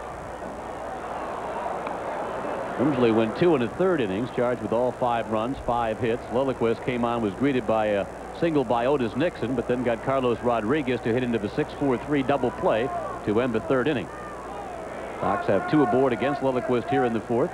Valentin at 2nd and Mo Vaughn over there at 1st. 1-2 pitch, and Brunansky will foul it back.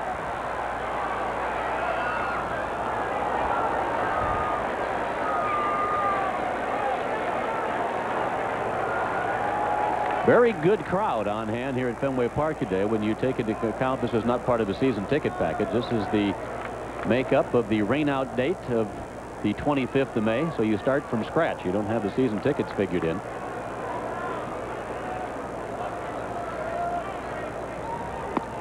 Brunansky holds up, and the count goes to 2-2.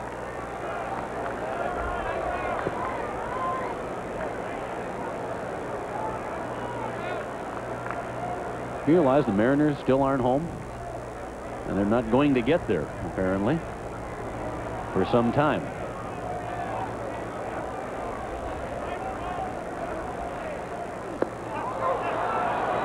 Field made and no, according to first base umpire Ted Barrett.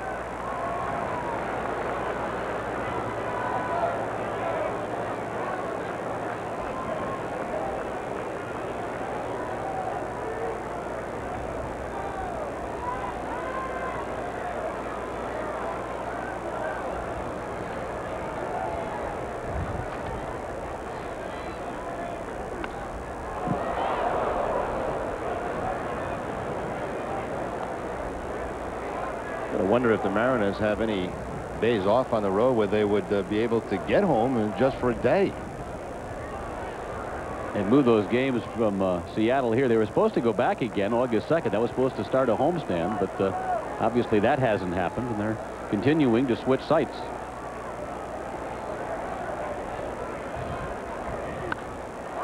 Fly ball, right field. Backing up is Baerga. The wind knocks it down, and Baerga will handle it in shallow right from his second base position, and that retires the side. No runs, 1 hit. Sox strand 2. They've left 8 on now through the first 4, but have a 5-0 lead over the Indians.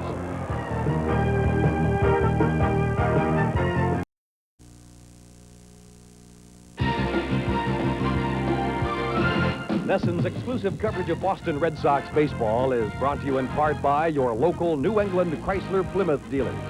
By express mail overnight service from your post office, we deliver for you. By Massachusetts Smokers Quit Line, call 1-800-TRY-TO-STOP. By Harvard Community Health Plan, we're what healthcare should be. By your neighborhood Speedy Muffler King, where you'll never pay more than the original estimate. And by Toyota and their full line of quality cars and trucks. Toyota, I love what you do for me. Now batting for the Indians. Top of the 5th inning here at Fenway Park. Red Sox with a 5-0 lead over the Indians. Front end of a day-night doubleheader. Aaron Seeley in search of win number 8.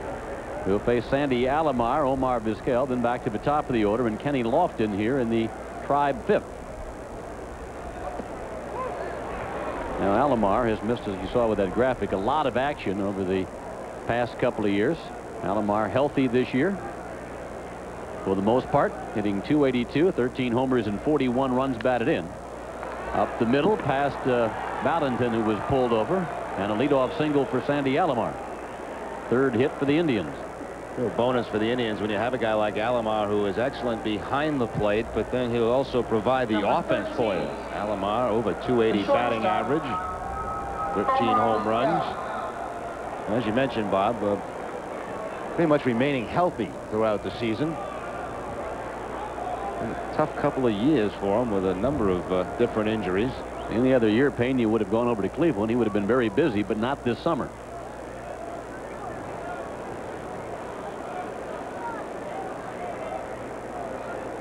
Indians with their leadoff man aboard here in the 5th. Omar Vizquel, the shortstop.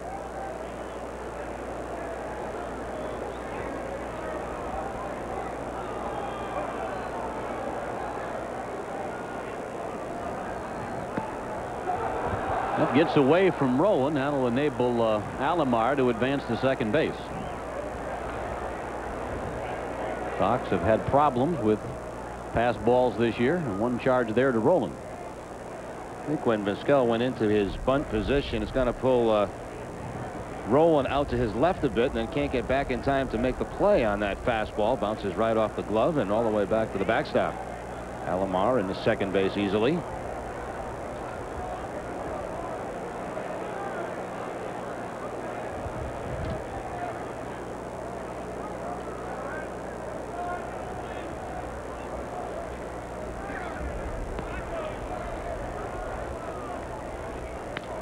Hot shot up the middle, base hit. Alomar being held by Jeff Newman at third base. And the Indians have runners at first and third and nobody out here in the 5th inning. Back-to-back singles, Sandy Alomar and Omar Vizquel. Jeff Newman not wanting to take any chances. There's nobody out in this inning. A chance for maybe the Indians to do some damage. Already down by the 5 runs. He's going to be very conservative. Hold Alomar up at third base. Alomar was late breaking anyway. He wanted to make sure that ball got through and by Seeley in the center field before making his move to third.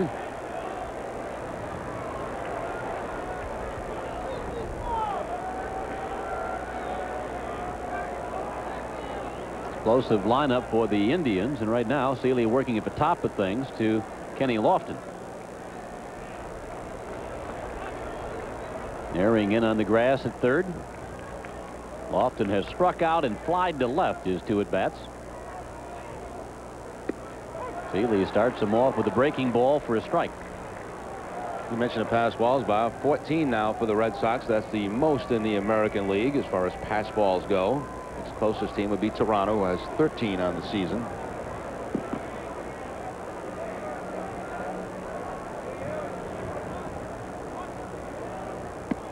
Seeley fastball inside corner. 2 quick strikes on Lofton. And he's gotten that call all afternoon. John Hirschbeck, the fastball tailing inside on the inside part of the plate. Lofton jumping back. He also right on top of the plate.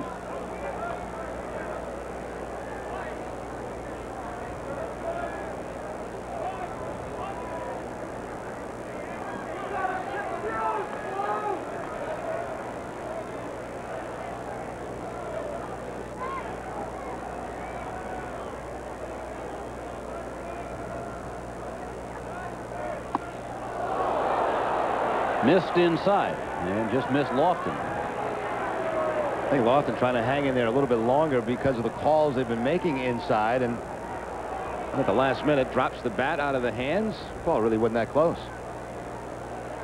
That's our eyes are bad today, Bob. The ball in Naring. I didn't think it hit him. That didn't appear to be all that close to Kenny Lofton.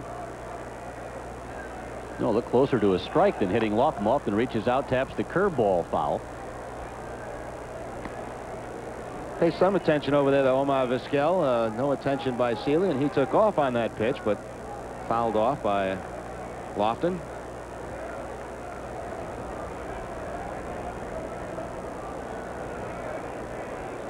Sox with the 5-0 lead, but you mentioned earlier many leads are safe against the Indians.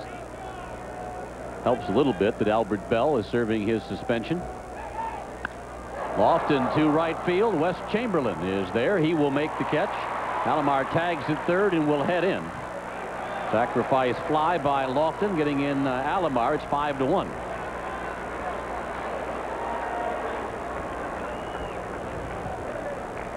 Lofton, the type of hitter, he'll take the inside fastball, pull it. Falls away from him. He'll hit it to the opposite field. He really opens up on that one. Gets the line drive out to Chamberlain, and Indians will get on the board with their first run as Alomar will tag and score.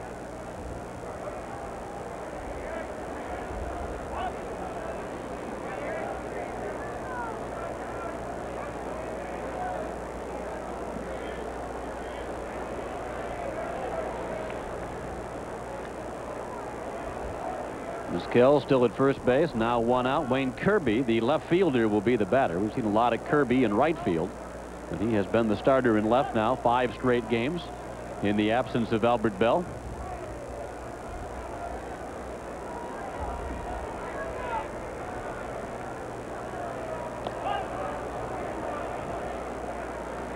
Stolen bases for Vizquel this season. Has been thrown out 4 times. Still wearing that brace on his knee.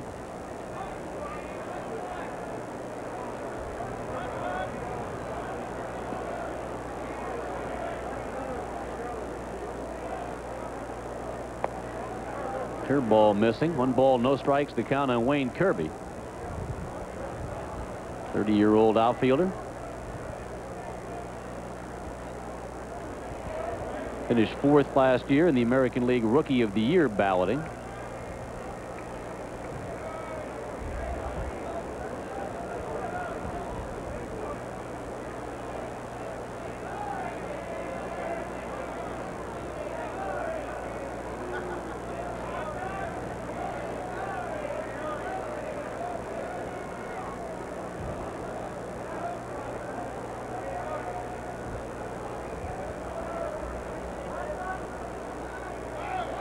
Runner goes. That's ripped foul. There's a hot shot fan tried to handle that. I think a ricochet off the shoulder. And another fan gets it on the carom.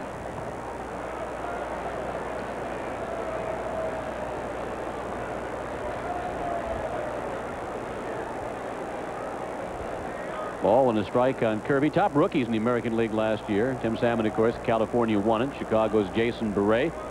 Aaron Seeley of the Red Sox finishing 3rd, and then Wayne Kirby, the man at the plate for the Indians, was 4th in the balloting by the baseball writers.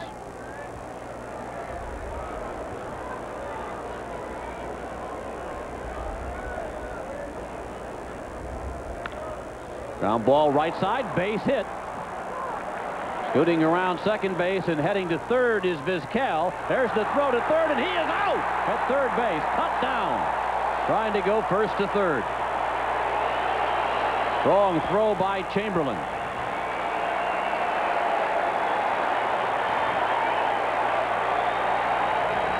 Red Sox outfield is now with 26 assists on the season, and the 5th by Wes Chamberlain as he threw an absolute bullet on 1 hop to Tim Naring, who applies the tag to Vizquel.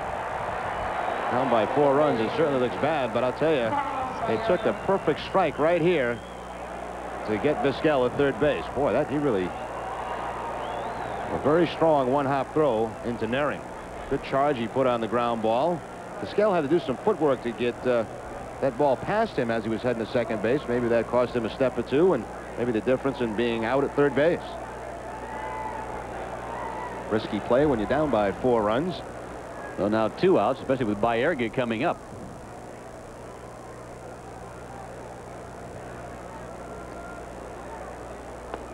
Fastball wide. Baerga has grounded to second and popped to short in his 2 at-bats this afternoon.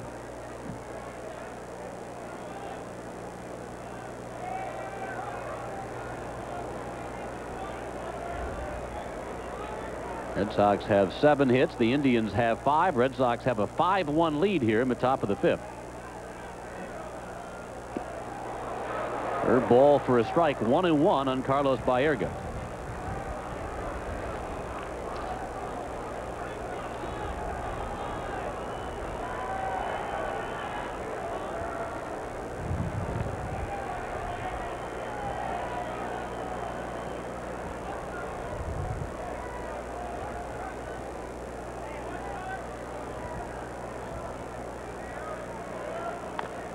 Fouled at the plate. 1-2 the count.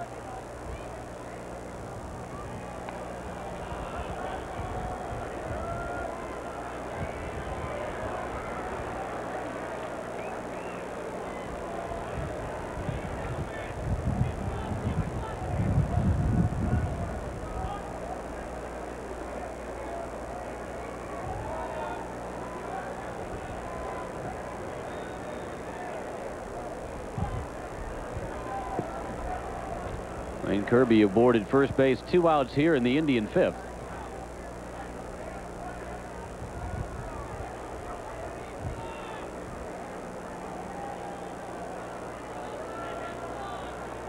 On 2 pitch from Seeley.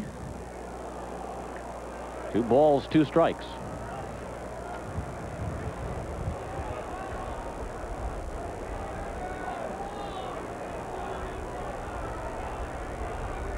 Baerga has been around a long time, but he's still just 25 years old.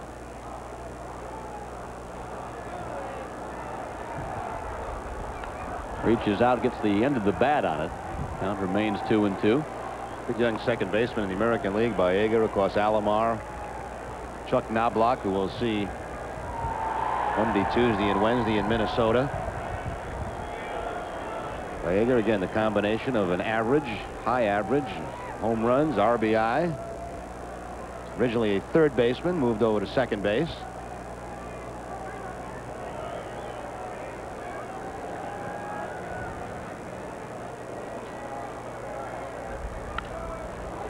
To left field. Brunansky going over, going back, won't get there. 1 hop off the wall. Vizquel moves to third base, and Baerga goes down at second with a double. Red Sox, of course, helped out by having Vizquel thrown out at third base this inning. A pretty good idea there, too, how strong that Carlos Baerga is. He just kind of flicked at this ball. It was outside part of the plate, just flicks at it with those wrists, and is still able to drive it over the head of Brunansky out toward the wall. Brunansky was in 1 step, then by the time he regrouped to get back, it's going to bounce in front of the wall. This has been a very difficult inning for Aaron Seeley. Got an out on a sacrifice fly. That ball was hit hard by Lofton and then got across the big play by Chamberlain, throwing out Vizquel at third base. And the drive now with Kirby at third, Baerga down at second, but 2 outs. Mike Rourke talking with Aaron Seeley, who will have to contend with Eddie Murray next. Some talk that maybe Chris Howard might get a start here at Fenway this weekend, but he's warming up in the bullpen right now.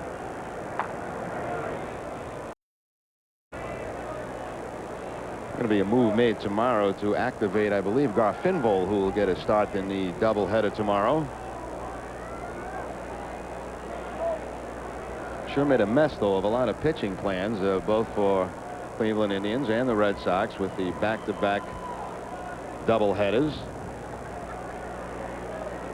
Those Red Sox with a barrel full of pitchers on their roster now, especially out of that bullpen, Froworth.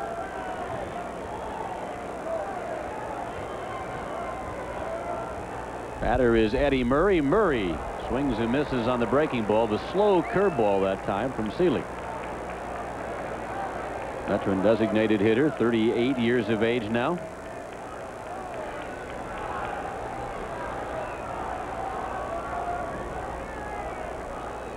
Signed as a free agent from the Indians off the New York Mets.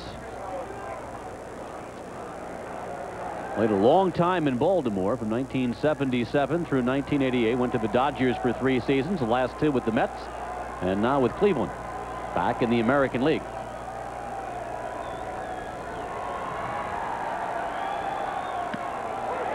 Fastball for a strike. Murray's in an 0-2 hole. It's a guy that last year drove in 100 runs on a terrible ball club.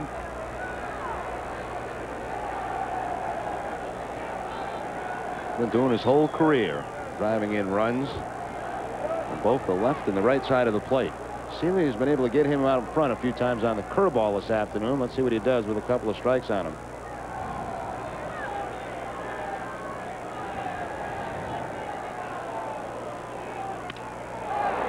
A looper to left field, base hit, into score comes Kirby. Baerga's right behind him. Ball getting away. Baerga into score. Indians get 2 on the play, and it's now 5-3. Eddie Murray dropping a base hit into left field. Well, mistake there made by Seeley. Quickly got up the count, no balls and 2 strikes. Looks like it was the cut fastball that he wanted inside and couldn't get it in far enough. Third baseman. Eddie Murray is able to just muscle his ball out toward left field and pick up a couple of RBI, and all of a sudden, in a very tough inning for Seeley, it is a 5-3 game. Even Bransky comes clean with that. I don't think he had any intentions of coming home. The 2 outs, that man at second base was off on the contact and would have scored easily. Of course, still could be a lot worse this inning had the Sox Chamberlain not throwing Vizquel out at third. 2 outs, and the batter is Jim Thome. Thome has doubled to left and walked.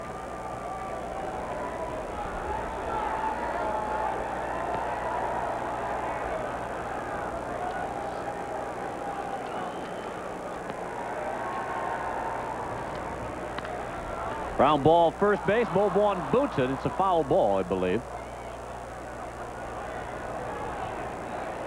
Funny, everybody looks to the first base umpire for the call, but it's actually the home plate umpire's call until that ball gets by the first base bag.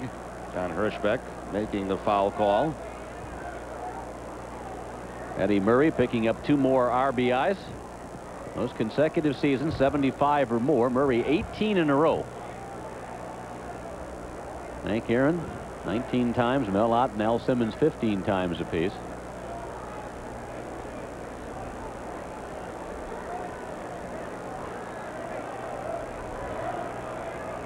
Murray has knocked in 75 again this year.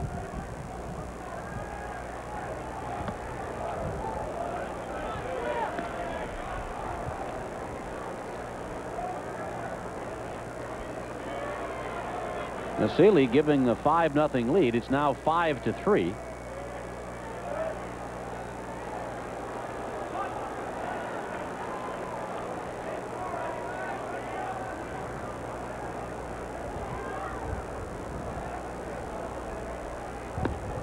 Her ball floats up high. Count 3-1.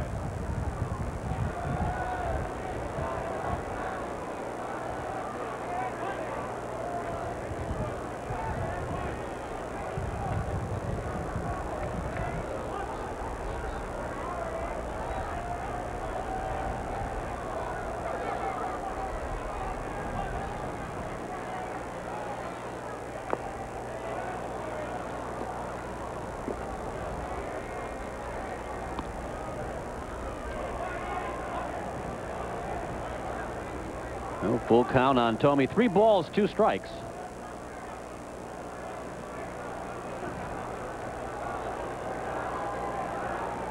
Eddie Murray at first base will be off with the pitch.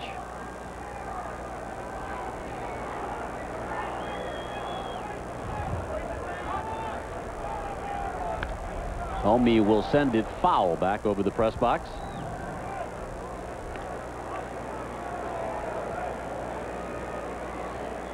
Yankees with a 10-game lead over the Orioles in the Eastern Division. Cleveland and Chicago, as we showed you earlier, tied in the Central, 1 game ahead of the Royals. Texas 3.5 up on Oakland in the American League West.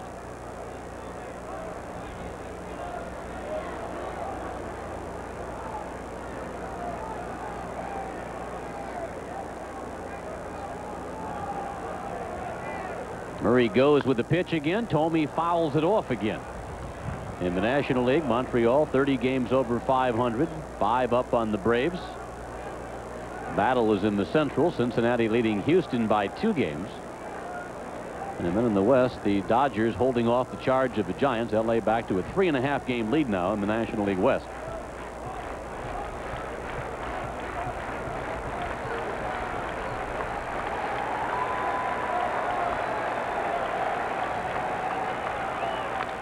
Thome again fouls one back over the roof boxes, so Eddie Murray getting a big workout, charging from first down to second. He may have a talk with Thome at the end of this inning. Look, I'm not a young man anymore, and I don't really appreciate doing many more wind sprints than I have to do. So let's make the contact on the 3-2 pitch, and let's put it in play.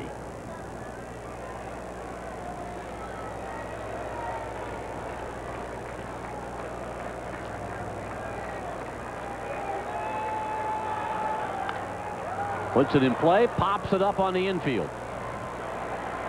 Carlos Rodriguez at second base puts it away, and that will retire the side. But the Indians get 3 runs in the 5th inning. It's 5-3 Boston after 4½.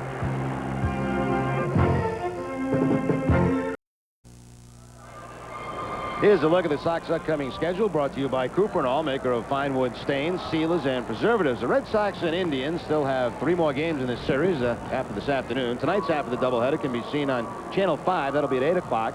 Tomorrow's doubleheader, starting at 12:05, is on TV 38. Sox then open a series in Minnesota on Monday with Red Sox Digest, starting our coverage at 7:30. Well, the Indians have battled their way back into this one. They picked up 3 runs, 5 hits in the top of the 5th inning. Now just a 2-run lead for the Red Sox. Aaron Seeley had been staked to a 5-0 advantage. Number 26.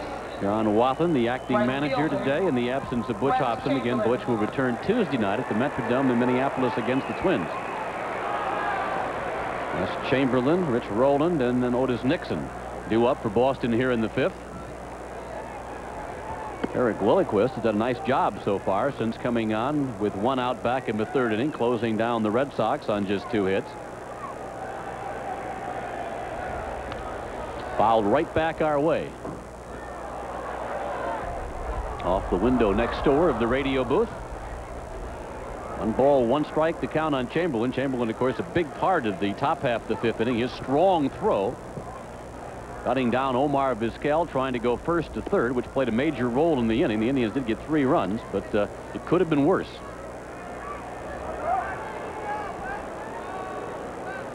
Two-one pitch.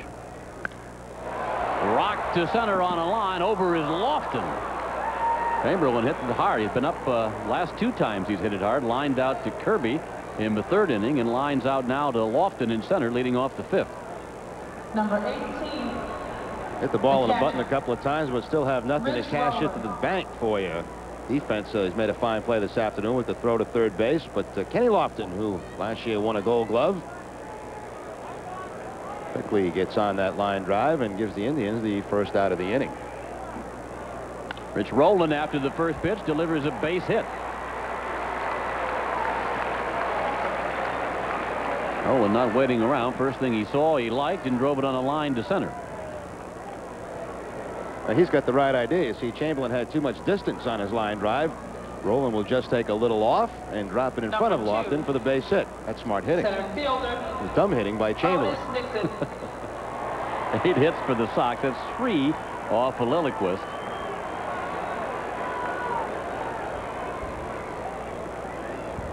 Otis Nixon at the top of things has been on base all 3 times. He's walked, singled to left, and then singled to left again. Has an RBI, has a stolen base in the ball game. He was the first batter that Lilliquist faced when he came on in the 3rd inning. Nixon slapped one into left field, scoring Tim Naring, and then Lilliquist got the double play ball to end the inning. But Otis now 278 on the year and has knocked in 25 runs.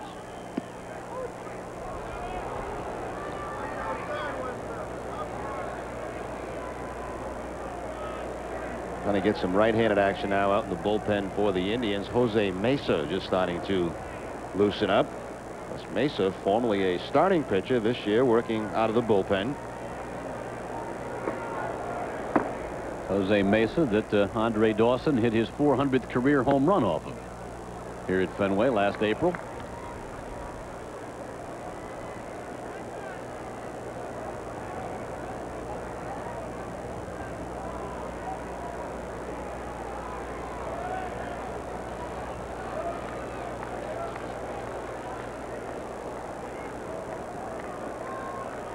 Rowland at first base, 1 out, bottom of the 5th inning here at Fenway. Count even on Nixon. 2 balls, 2 strikes.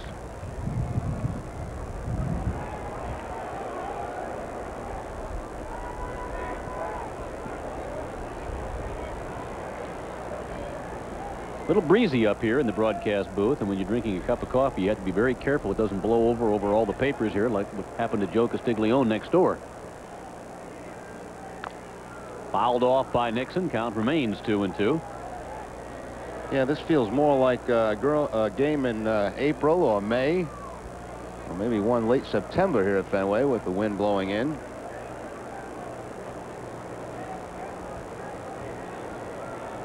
Blue sky overhead. Again, if you joined us late, 78 degrees was the temperature at game time. It feels a little cooler than that with the breeze.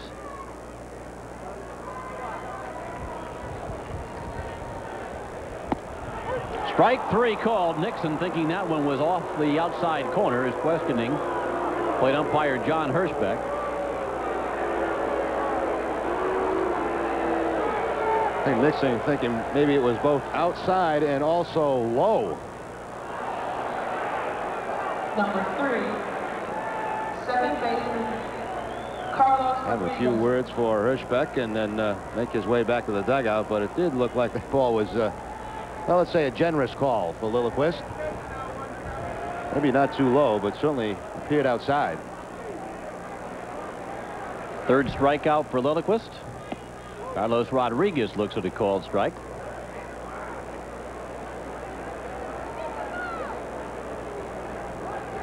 Red Sox 5 runs, 8 hits. Indians have 3 runs, 7 hits.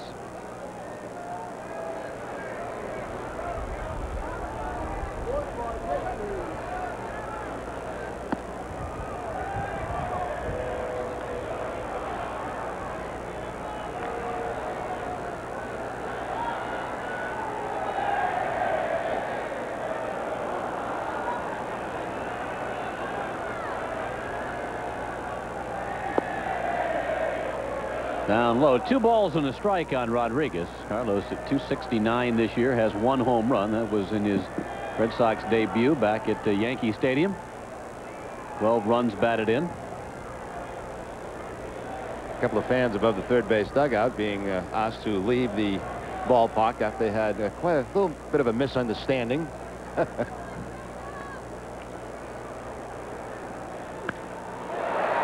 To left field, scooting over is Kirby. He will run it down on the warning track, and that will retire beside. No runs in the inning on 1 hit. No Cleveland error. Sox with another one left on. They've stranded 9 now through the first 5 innings and have a 5-3 lead over the Indians.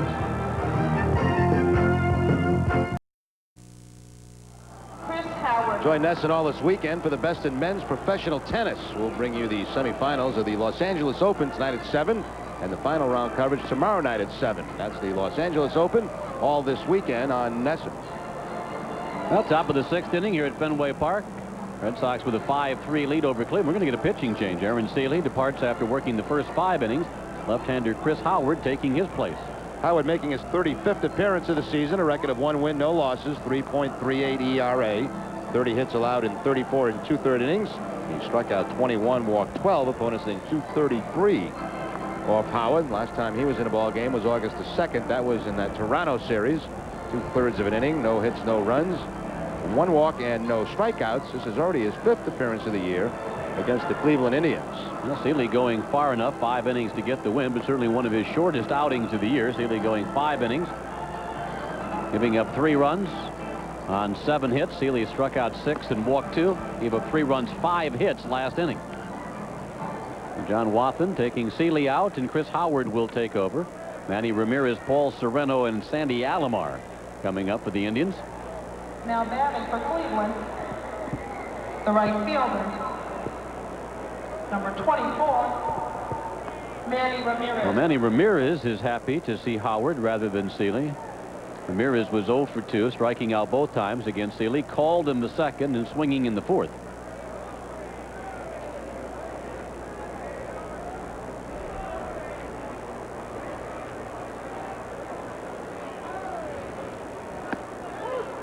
One strike to count.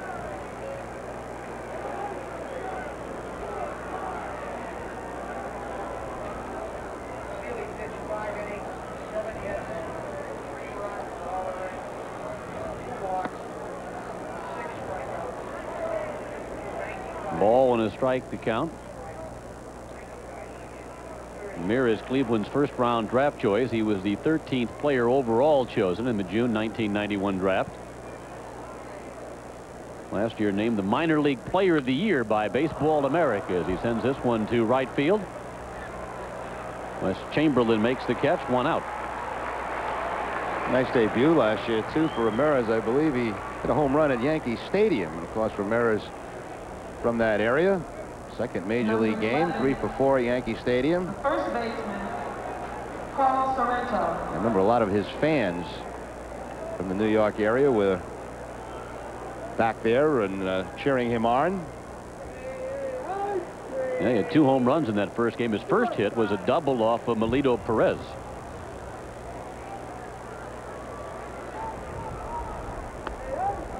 Batter Paul Sorrento. Healy throwing 95 pitches out of the ball game. Leaves with a 5-3 lead. Sorrento pops it up. Tim Naehring shades the eyes, foul territory, battles the wind as well, and makes the catch. Every fly ball is tough.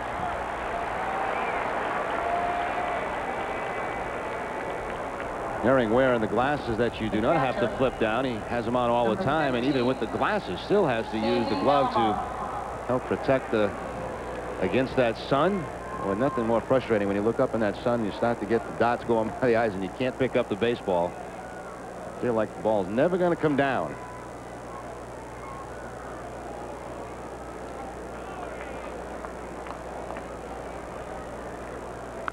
Sandy Alomar, after the first pitch, fouls it back. Make a play, Mary Alice. Of course, you as a former player know well, but they have problems against the high sky. Clouds help you pick out the baseball. Reminds you, a day like today, a lot of those days is down in Arizona in spring training where it didn't seem like you had a cloud the whole time you were in spring training. Very bright here at Fenway Park this afternoon.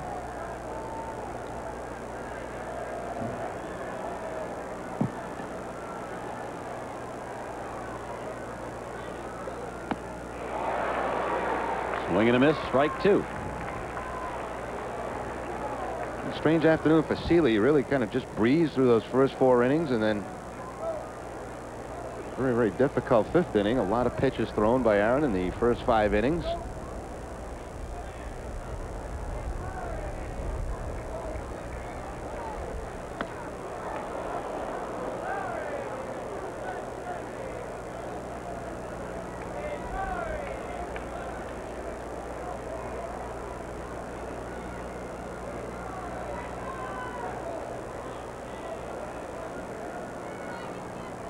One-two pitch from Chris Howard. His pop foul.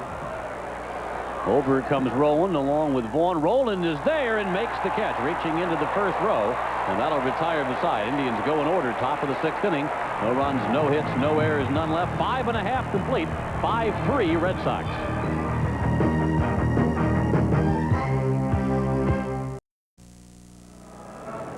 Your fondest memories, your most exciting experiences as a child, your greatest heroes, all spun into a dream world which comes true on Sunday evening, August 7th at the Harbor Lights Pavilion. Join Bob Costas and many of your favorite heroes as they relive the most unforgettable experiences of this American tradition. Also, receive a Red Sox Upper Deck card sheet commemorating the 125th anniversary of professional baseball. Well, bottom of the 6th here at Fenway Park. Red Sox getting 5 runs, 3 in the first, 1 in the second, 1 more in the third. They had a 5-0 advantage. Indians came up with 3 in the 5th inning. Chris Howard closing down the Indians in order in the 6th, and Derek Lilliquist has done a nice job. He's kept the Red Sox off the scoreboard since he took over in the 3rd. For the Red Sox, number 13. Lilliquist has now gone 2 2/3 scoreless innings. He'll be facing John Valentin, Mo Vaughn, and Andre Dawson for Boston here in the 6th. Indians and the White Sox tied for the lead in the Central, just 1 game ahead of Kansas City. Hey, a lot of people, Bob, thought that maybe the most interesting race would be here in the American League East, but that has not been the case, as the Yankees have opened up a very large lead. But the Central Division with the Indians and the White Sox and now the Royals Very exciting. Yeah, the feeling was that not only would there be a good race in the East, but obviously that's where the wild card team would come from. Well, right now the race is in the Central, and that's where the wild card team is as well. The West is struggled. Texas 5 games under, still has the lead.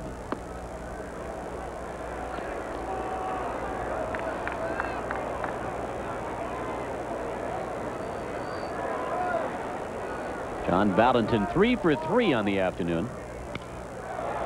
Little looper here to right, and Valentin's 4 for 4. Couple of doubles and now a couple of singles.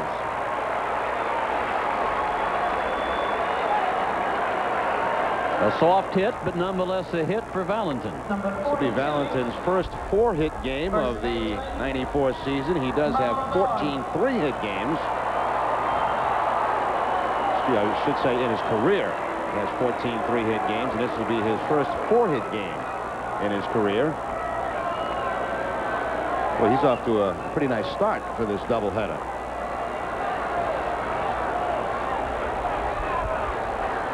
He's on to open the 6th inning. Bo Vaughn at the plate. Vaughn rolls it to first, foul.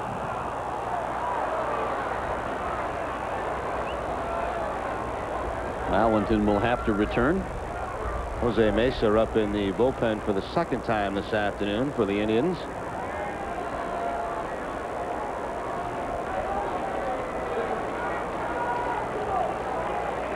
Jason Grimsley got the start for Cleveland, worked 2 1/3. Derek Lilliquist has worked the last 2 2/3. Mo Vaughn has gone 0 for 1 officially, plus has been walked and hit by a pitch. Ball getting past the catcher Alomar, rounding second, heading for third now is Valentin. He'll go first to third. Couldn't tell at first whether it was a foul ball off the bat of Vaughn. Apparently he didn't get it, but it got past Sandy Alomar, and John Valentin goes from first to third. Alomar had no idea where the ball went. He was just kind of standing around home plate looking for it, and finally somebody yelled that it's back to the backstop. By that time, Valentin had rounded second base and just continued on. See right there, he can't pick it up. Now the pitch is pointing to it, and back will go Alomar to get it. Valentin, seeing that on his own, will just continue on. Now the Indians have to pull the infield in. Nobody out. Scored a pass ball. The Red Sox have a 5-3 lead. They've scored 5 runs, but they've left 9 on through the first 5 innings. Vaughn tries to pick up Valentin, fouls it back. 2 strikes on Mo. Vaughn with a 9-game hitting streak. Hitless so far here in this one.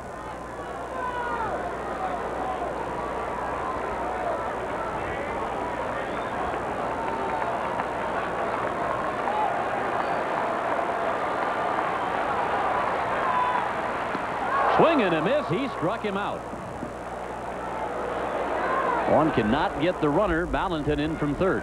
He challenged him too. He went with the fastball upstairs about letter high and picks up the big strikeout. Hargrove now coming out to make the pitching change to go to the right-hander.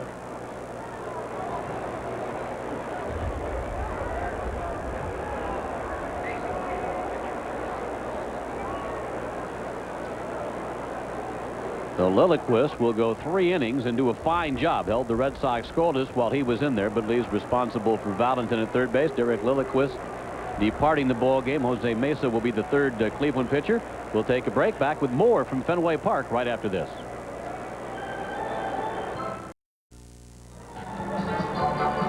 Now Sox with a 5-3 lead. They've got John Valentin at third base. 1 out here in the bottom half of the 6th inning. Derek Lilliquist working 3 innings in the ball game. Seeing how this comes out from the dugout now is Jose Mesa will take over on the mound. Mesa making his 49th appearance. That'll tie him with Bob Whitman and Mark Guthrie for the most appearances in the American League. Record of 7 wins and 5 losses, 3.88 ERA. Hits below innings pitched, 65 hits and 67 in the 3rd innings, 59 strikeouts and 24 walks. Opponents hitting .252 off Mesa. Long outing last time out, 3 2/3 innings against the Tigers. That was back on the 2nd. And he has been very tough, and especially inherited runners. Only 3 of the last 16 inherited runners have scored off Jose. So this is a big man over there at third base, and John Valentin. So it's been Jason Grimsley for 2 1/3, gave up 5 runs, 5 hits. Derek Lilliquist in his 3 innings, no runs, but again responsible for Valentin at third and given up 4 hits. Number 10. First man that Mesa will face will be Andre Dawson. And as we mentioned, Dawson hit his 400th career home run off Mesa here at Fenway Park, April the 15th of 1993. That was Andre's first home run in a Red Sox uniform. John Valentin at third base, 1 out here, bottom of the 6th inning. Indians with the infield in.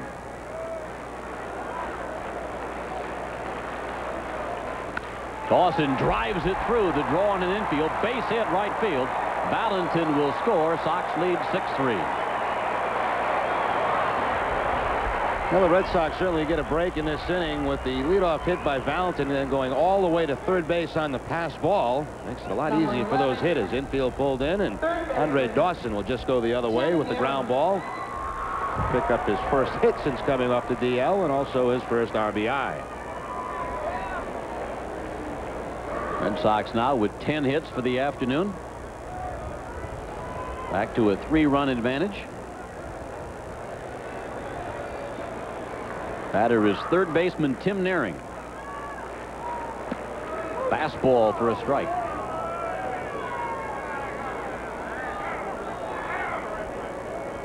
Naring singled to left in the first, hit by a pitch in the third, and then called out on strikes in the fourth.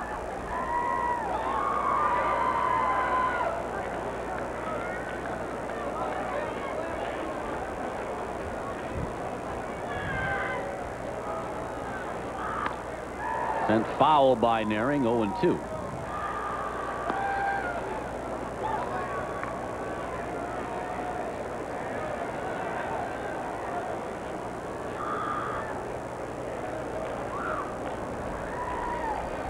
Mike Hargrove taking over as manager of the Cleveland Indians on the 6th of July, 1991, replacing John McNamara. This is his 3rd full year.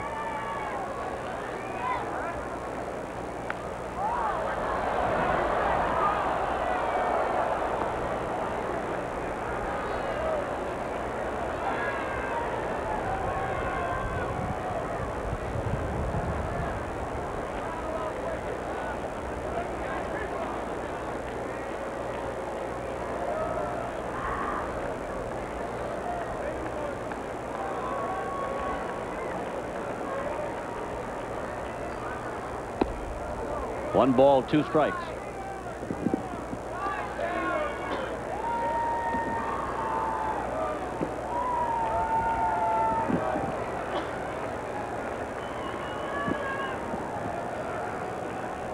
Andre Dawson at first base, 1 out here, 6th inning.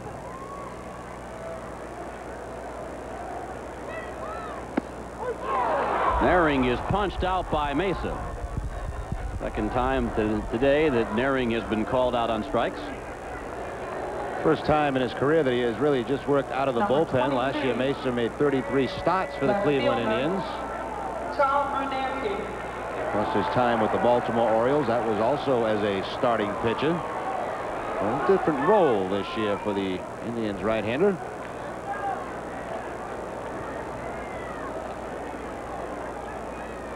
Hernansky has an infield single in 3 at-bats. Looks at 1 wide, 1 ball, and no strikes. Bruno with .225 on the year, 9 home runs, 31 runs batted in.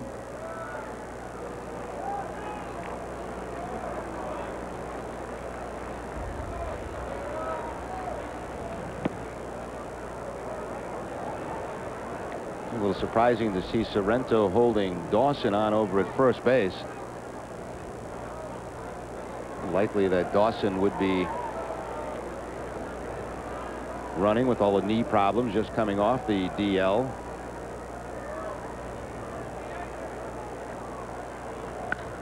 Hernansky hits it high in the air to left center field into that breeze. Lofton is over. Lofton calling for it and will make the catch, and that retires the side. Sox get 1 run on 2 hits and have a 6-3 lead after 6 innings.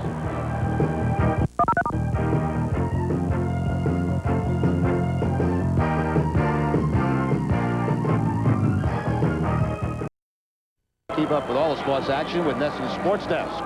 Join Dawn Mitchell and Kim Walden tomorrow morning between 6 and noon for a fast-paced 30-minute look at the world of sports. That's NESN Sports Desk, the weekend edition, tomorrow morning from 6 until noon. John Valentin 5 for 5 with 5 RBIs, and the Red Sox with an 8-4 lead over the Cleveland Indians here in the bottom half of the 7th inning. Indians to the bullpen, and Larry Cassian takes over. Cassian making appearance number 39 on the season, a record of 1 win and 5 losses. 47 2/3 innings. He has allowed 68 hits. He struck out 19, walked 13. Opponents hitting .349. He was claimed off waivers from the Twins back on July the 14th. What an afternoon for John Valentin. And as you mentioned earlier, Valentin had 2 doubles early in the ball game. That's on a normal day here at Fenway, if there's any such thing, would be 2 home runs. Well, certainly the second one that he hit back in the 2nd inning, that missed being a home run by about a foot up on top of that green monster. The 1st inning, more of a line drive, but still a chance with the wind blowing out to get out of Fenway Park. So you're right, his afternoon could be even better than what it is. He sits over at first base, enjoying things here. He won't mind coming back at 8 o'clock tonight and playing the 2nd game of the doubleheader. Well, there's 2 ways to look at that, Bob. Maybe I've used up all my hits for the day. Well, one thing, he'll be in the lineup. Yeah, Sox up by 4, 8-4. Mo Vaughn with a chance to add to that. Number 42. Carlos Rodriguez at third base and John Valentin at first. Mo Vaughn trying to extend his hitting streak to 10 games.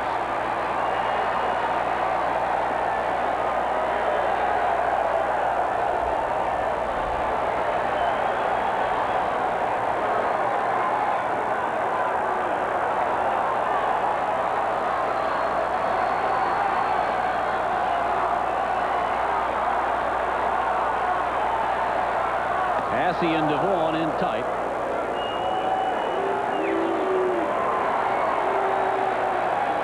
.306 for Mo Vaughn, 25 home runs, 78 runs batted in.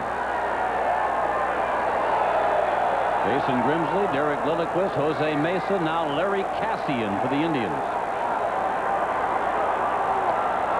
Swing and a miss by Mo.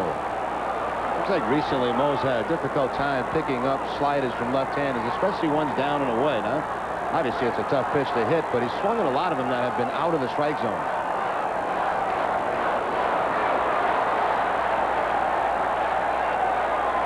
Get the reverse wave going on here at Fenway. They're going in the wrong direction.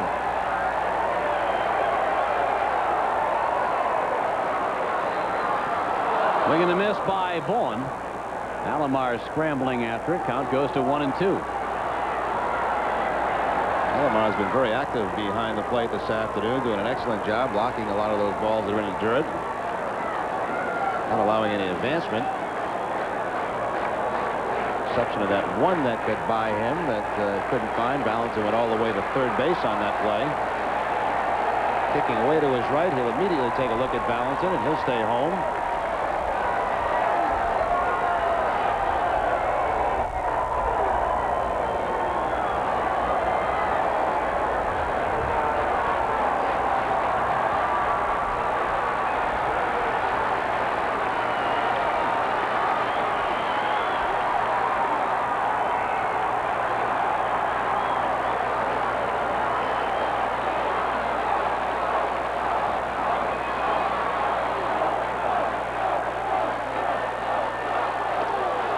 Swing and a miss, struck him out.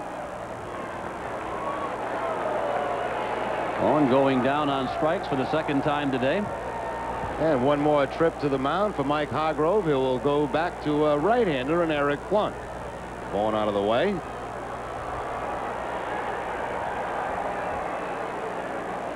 Just a fastball this time from Cassian, same way that Lilliquist got him last time up. Fastball right by him. 2nd time today that Vaughn has struck out.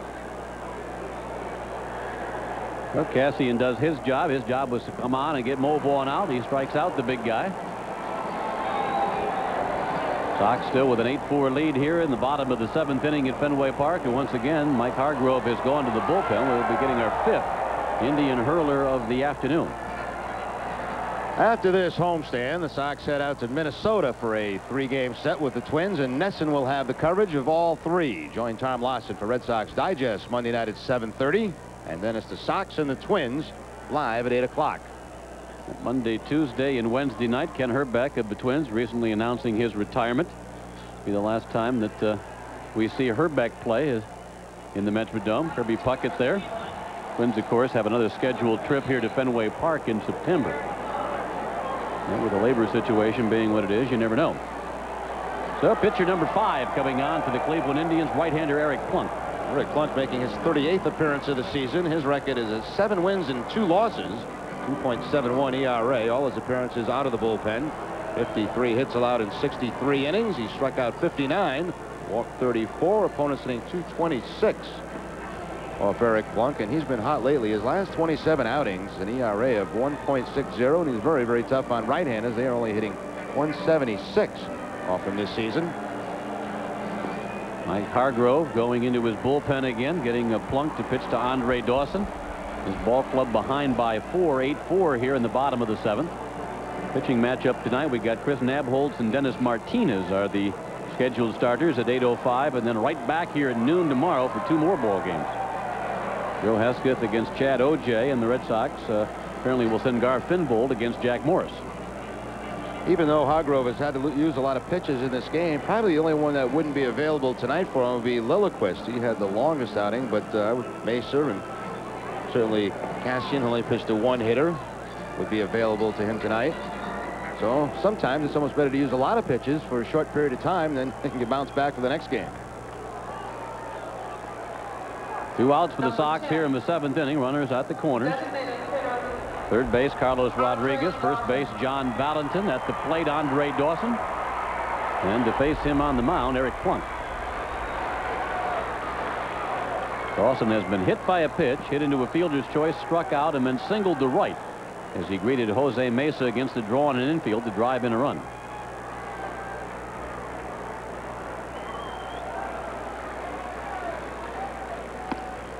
Up high to Andre Dawson. 1 ball and no strikes.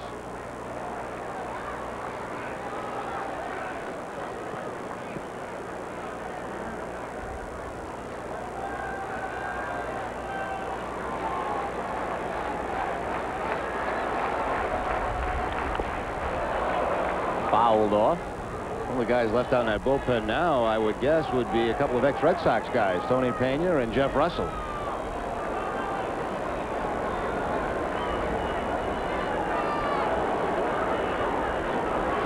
Be a tough last week, if indeed this is the last week for Mike Hargrove. These games here in Boston this weekend, and then 3 against the Jays at Skydome. Swing and a miss by Dawson. 1 ball, 2 strikes.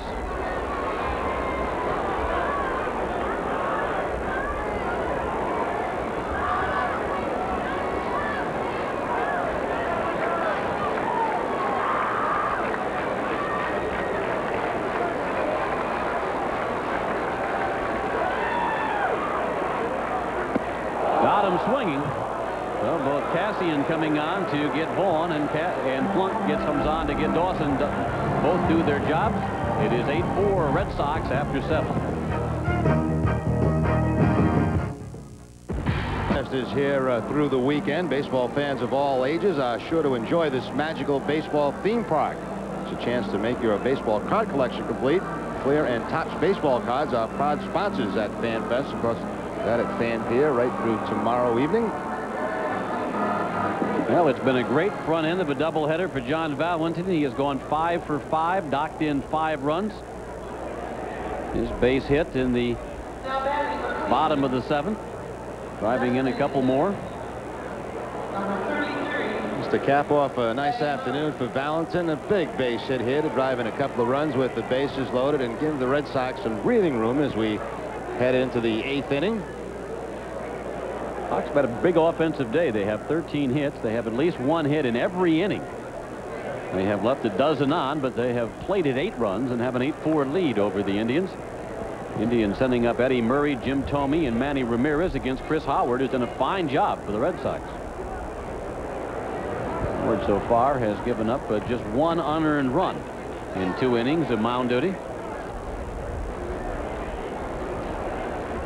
Eddie Murray fouls it back. Count is even at a ball and a strike. Murray, the DH today, has struck out, flied to left, and then singled to left his last at bat in the 5th inning, driving in a pair. Murray now with 75 runs batted in for the season.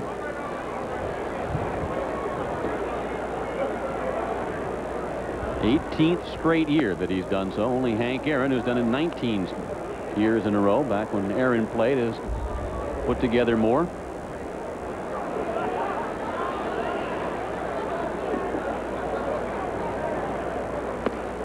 Terry mentioned, I think, his last at bat. Murray knocked in 100 last year for a sad sack New York Met ball club.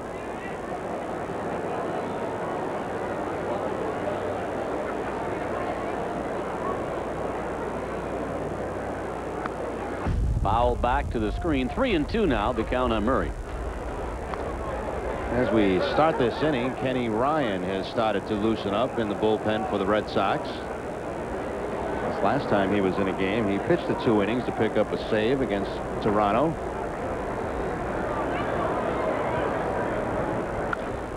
Eddie Murray to center field. Otis Nixon has it measured.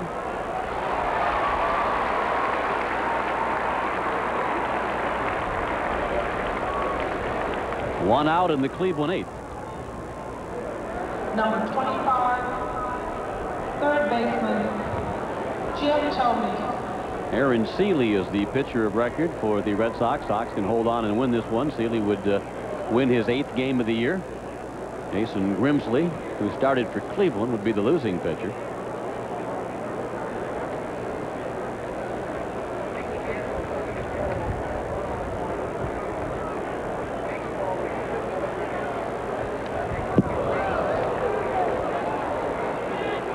In and back to the screen. 1 ball, no strikes.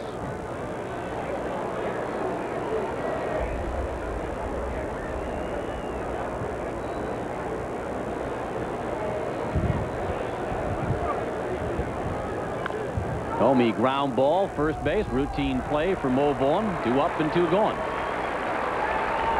3rd inning, as mentioned, of mound duty for Chris Howard, and he's been tough. Yeah, most of his work too in this ball game has been with the fastball. Fastballs, throwing him for strikes. Number 24, getting Indian hitters to swing early in the count. right fielder, Manny Ramirez. Batter, the right fielder Manny Ramirez, who struck out twice and flied to right.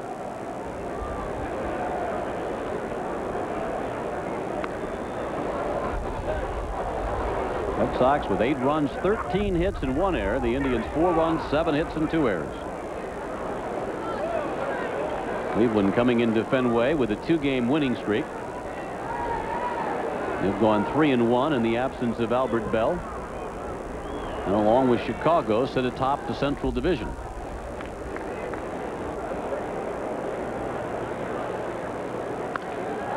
Ramirez pops it foul. Rolen coming over. That one will be back in the crowd.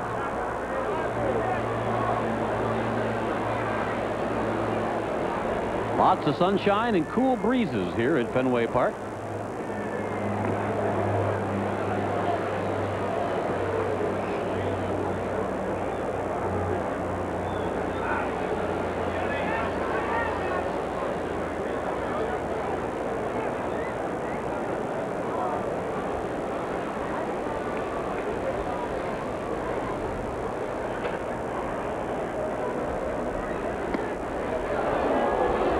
Just missed on that pitch. 1 ball, 2 strikes. I might want to try that one more time. Have Ramirez jumping back, and I would be willing to bet if he goes back to the same spot this time, it may be a strike.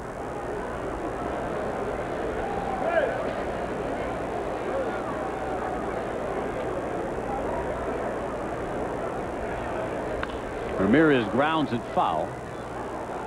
Ramirez did the wise thing there by not taking it one more time. Just about the same pitch, hitting it foul. Look at Val, but he's doing everything today. Throwing foul balls up in the stands. 5 hits, 5 RBI. He's signing posters and kissing babies and everything else here. It's too bad they've already had the All-Star balloting. He'd get a lot of votes here this afternoon. Be shaking hands between games outside Fenway.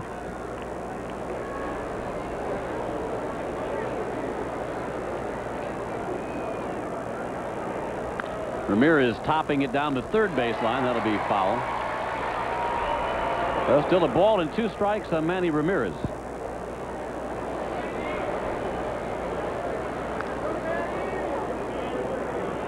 Sox have the lead 8-4 over the Tribe, top of the 8th inning. Front end of a day-night twin build. Again, Chris Nabholz, Dennis Martinez are the scheduled starters tonight at 8:05.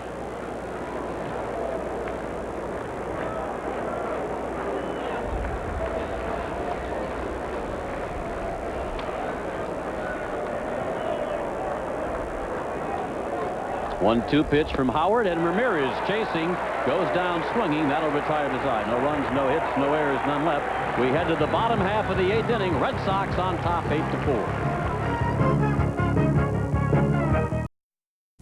Rights granted by the Boston Red Sox solely for the entertainment of our viewing audience. Any publication, rebroadcast, retransmission, or other use of the accounts and descriptions of this game without the written consent of the New England Sports Network and the Boston Red Sox is prohibited. Well, bottom half of the 8th inning here at Fenway Park, and they want to know if they can be on TV. I guess yes, they can. Well, if you bring a sign that says "Can we be on TV?" and it's big enough, you'll probably get on TV.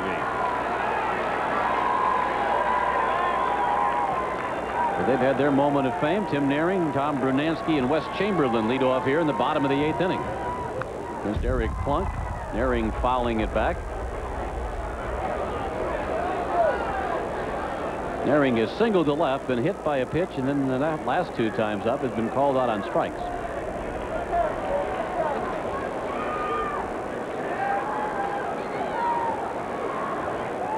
Grimsley, Lilliquist, Mesa, Cassian, and Eric Plunk for the Indians. Naring skies this one to right field. Manny Ramirez now will move in a couple of steps, battle the sun, and make the catch.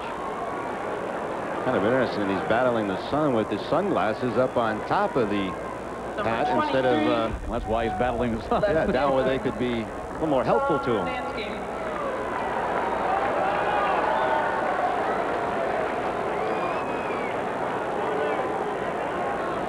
Brunansky's gone 1 for 4 today with an infield hit.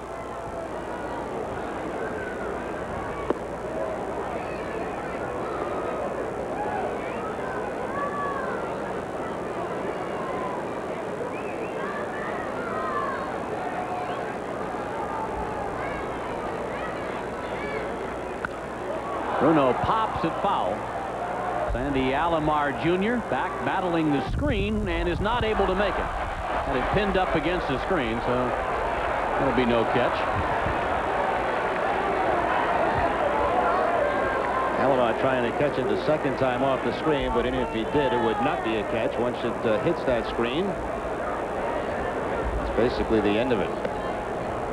It's tough this afternoon. Outfielders, catchers, any ball that's hit high in the air has really been a problem for a lot of guys.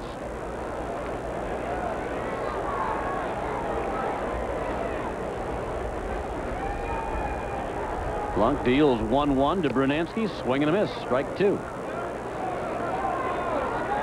Bottom third of the order for Cleveland in the 9th inning. Paul Sereno, Sandy Alomar, and Omar Vizquel.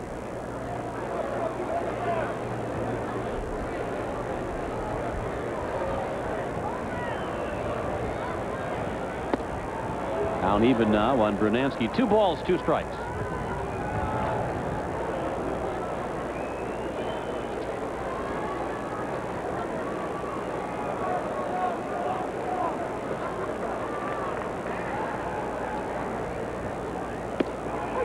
Strike 3 called.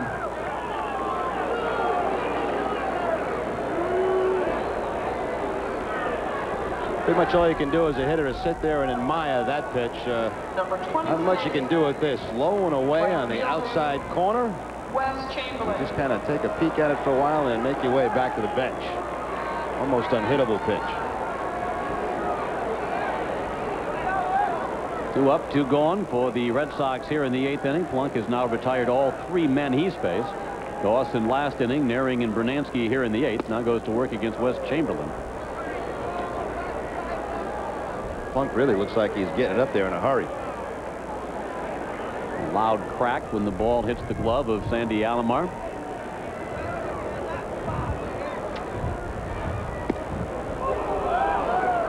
One ball, one strike.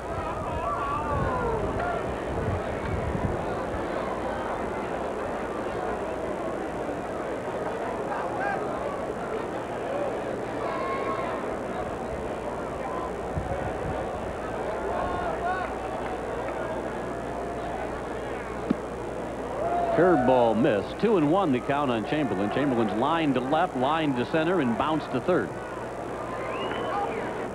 Usually don't go too deep into a count against West Chamberlain.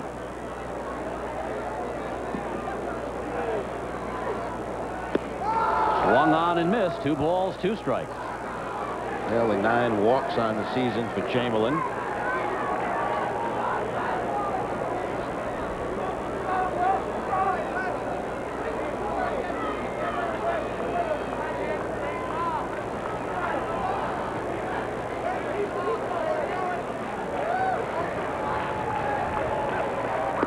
Swing and a miss. He struck him out. Red Sox go in order. We head to the 9th inning. Sox on top, 8-4.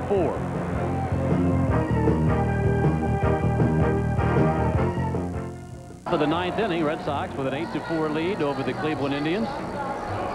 Chris Howard, who has pitched 3 strong innings in relief, will try and close out the Tribe here in the 9th inning.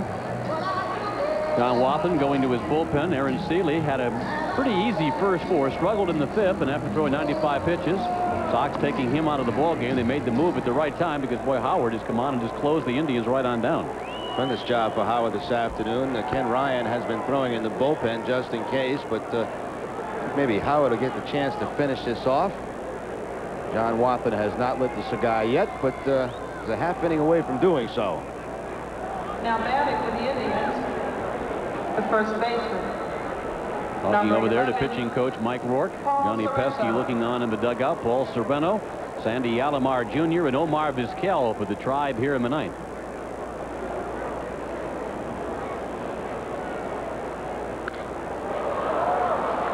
Sereno skies it to right. Chamberlain is there to make the catch. 1 out. 6 in a row retired by Howard. Howard's retired every man he has faced with the exception of Lofton, who was safe on the error by Otis Nixon back in the 7th inning. Number 15, the catcher, Sandy Alomar.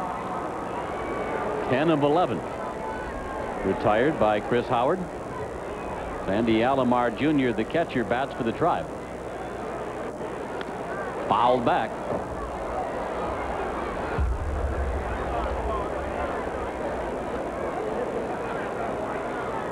Alomar has walked single to center and fouled to the first baseman Mo Vaughn.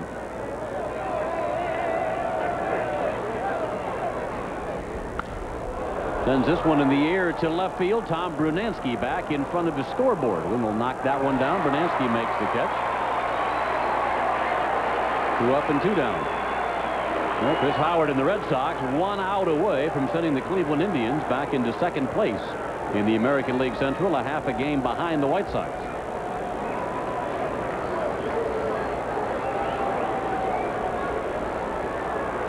The shortstop, number 13, Omar Vizquel. Here's the shortstop, Omar Vizquel.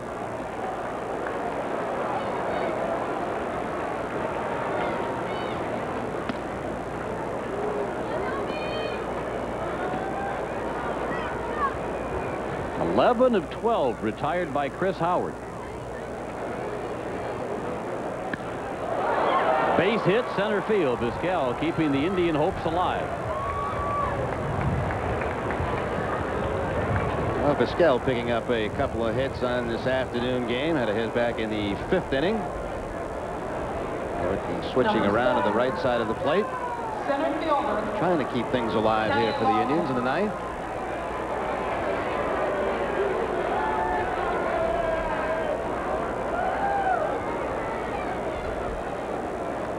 Top of the order we go in the 5th at bat this afternoon for Kenny Lofton. Lofton has gone 0 for 3 plus a sacrifice fly. 1 strike on Lofton. .355 for Kenny Lofton. 12 home runs, 57 runs batted in.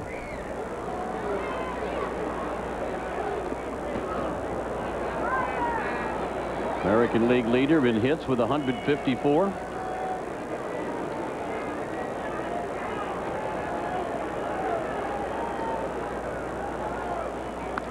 Trying to bunt his way aboard down the third baseline, and Tim Naring lets it roll foul.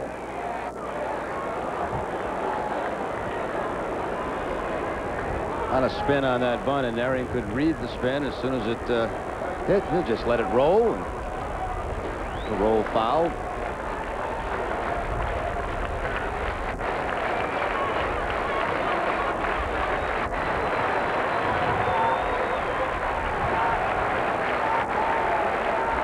Ball, 2 strikes.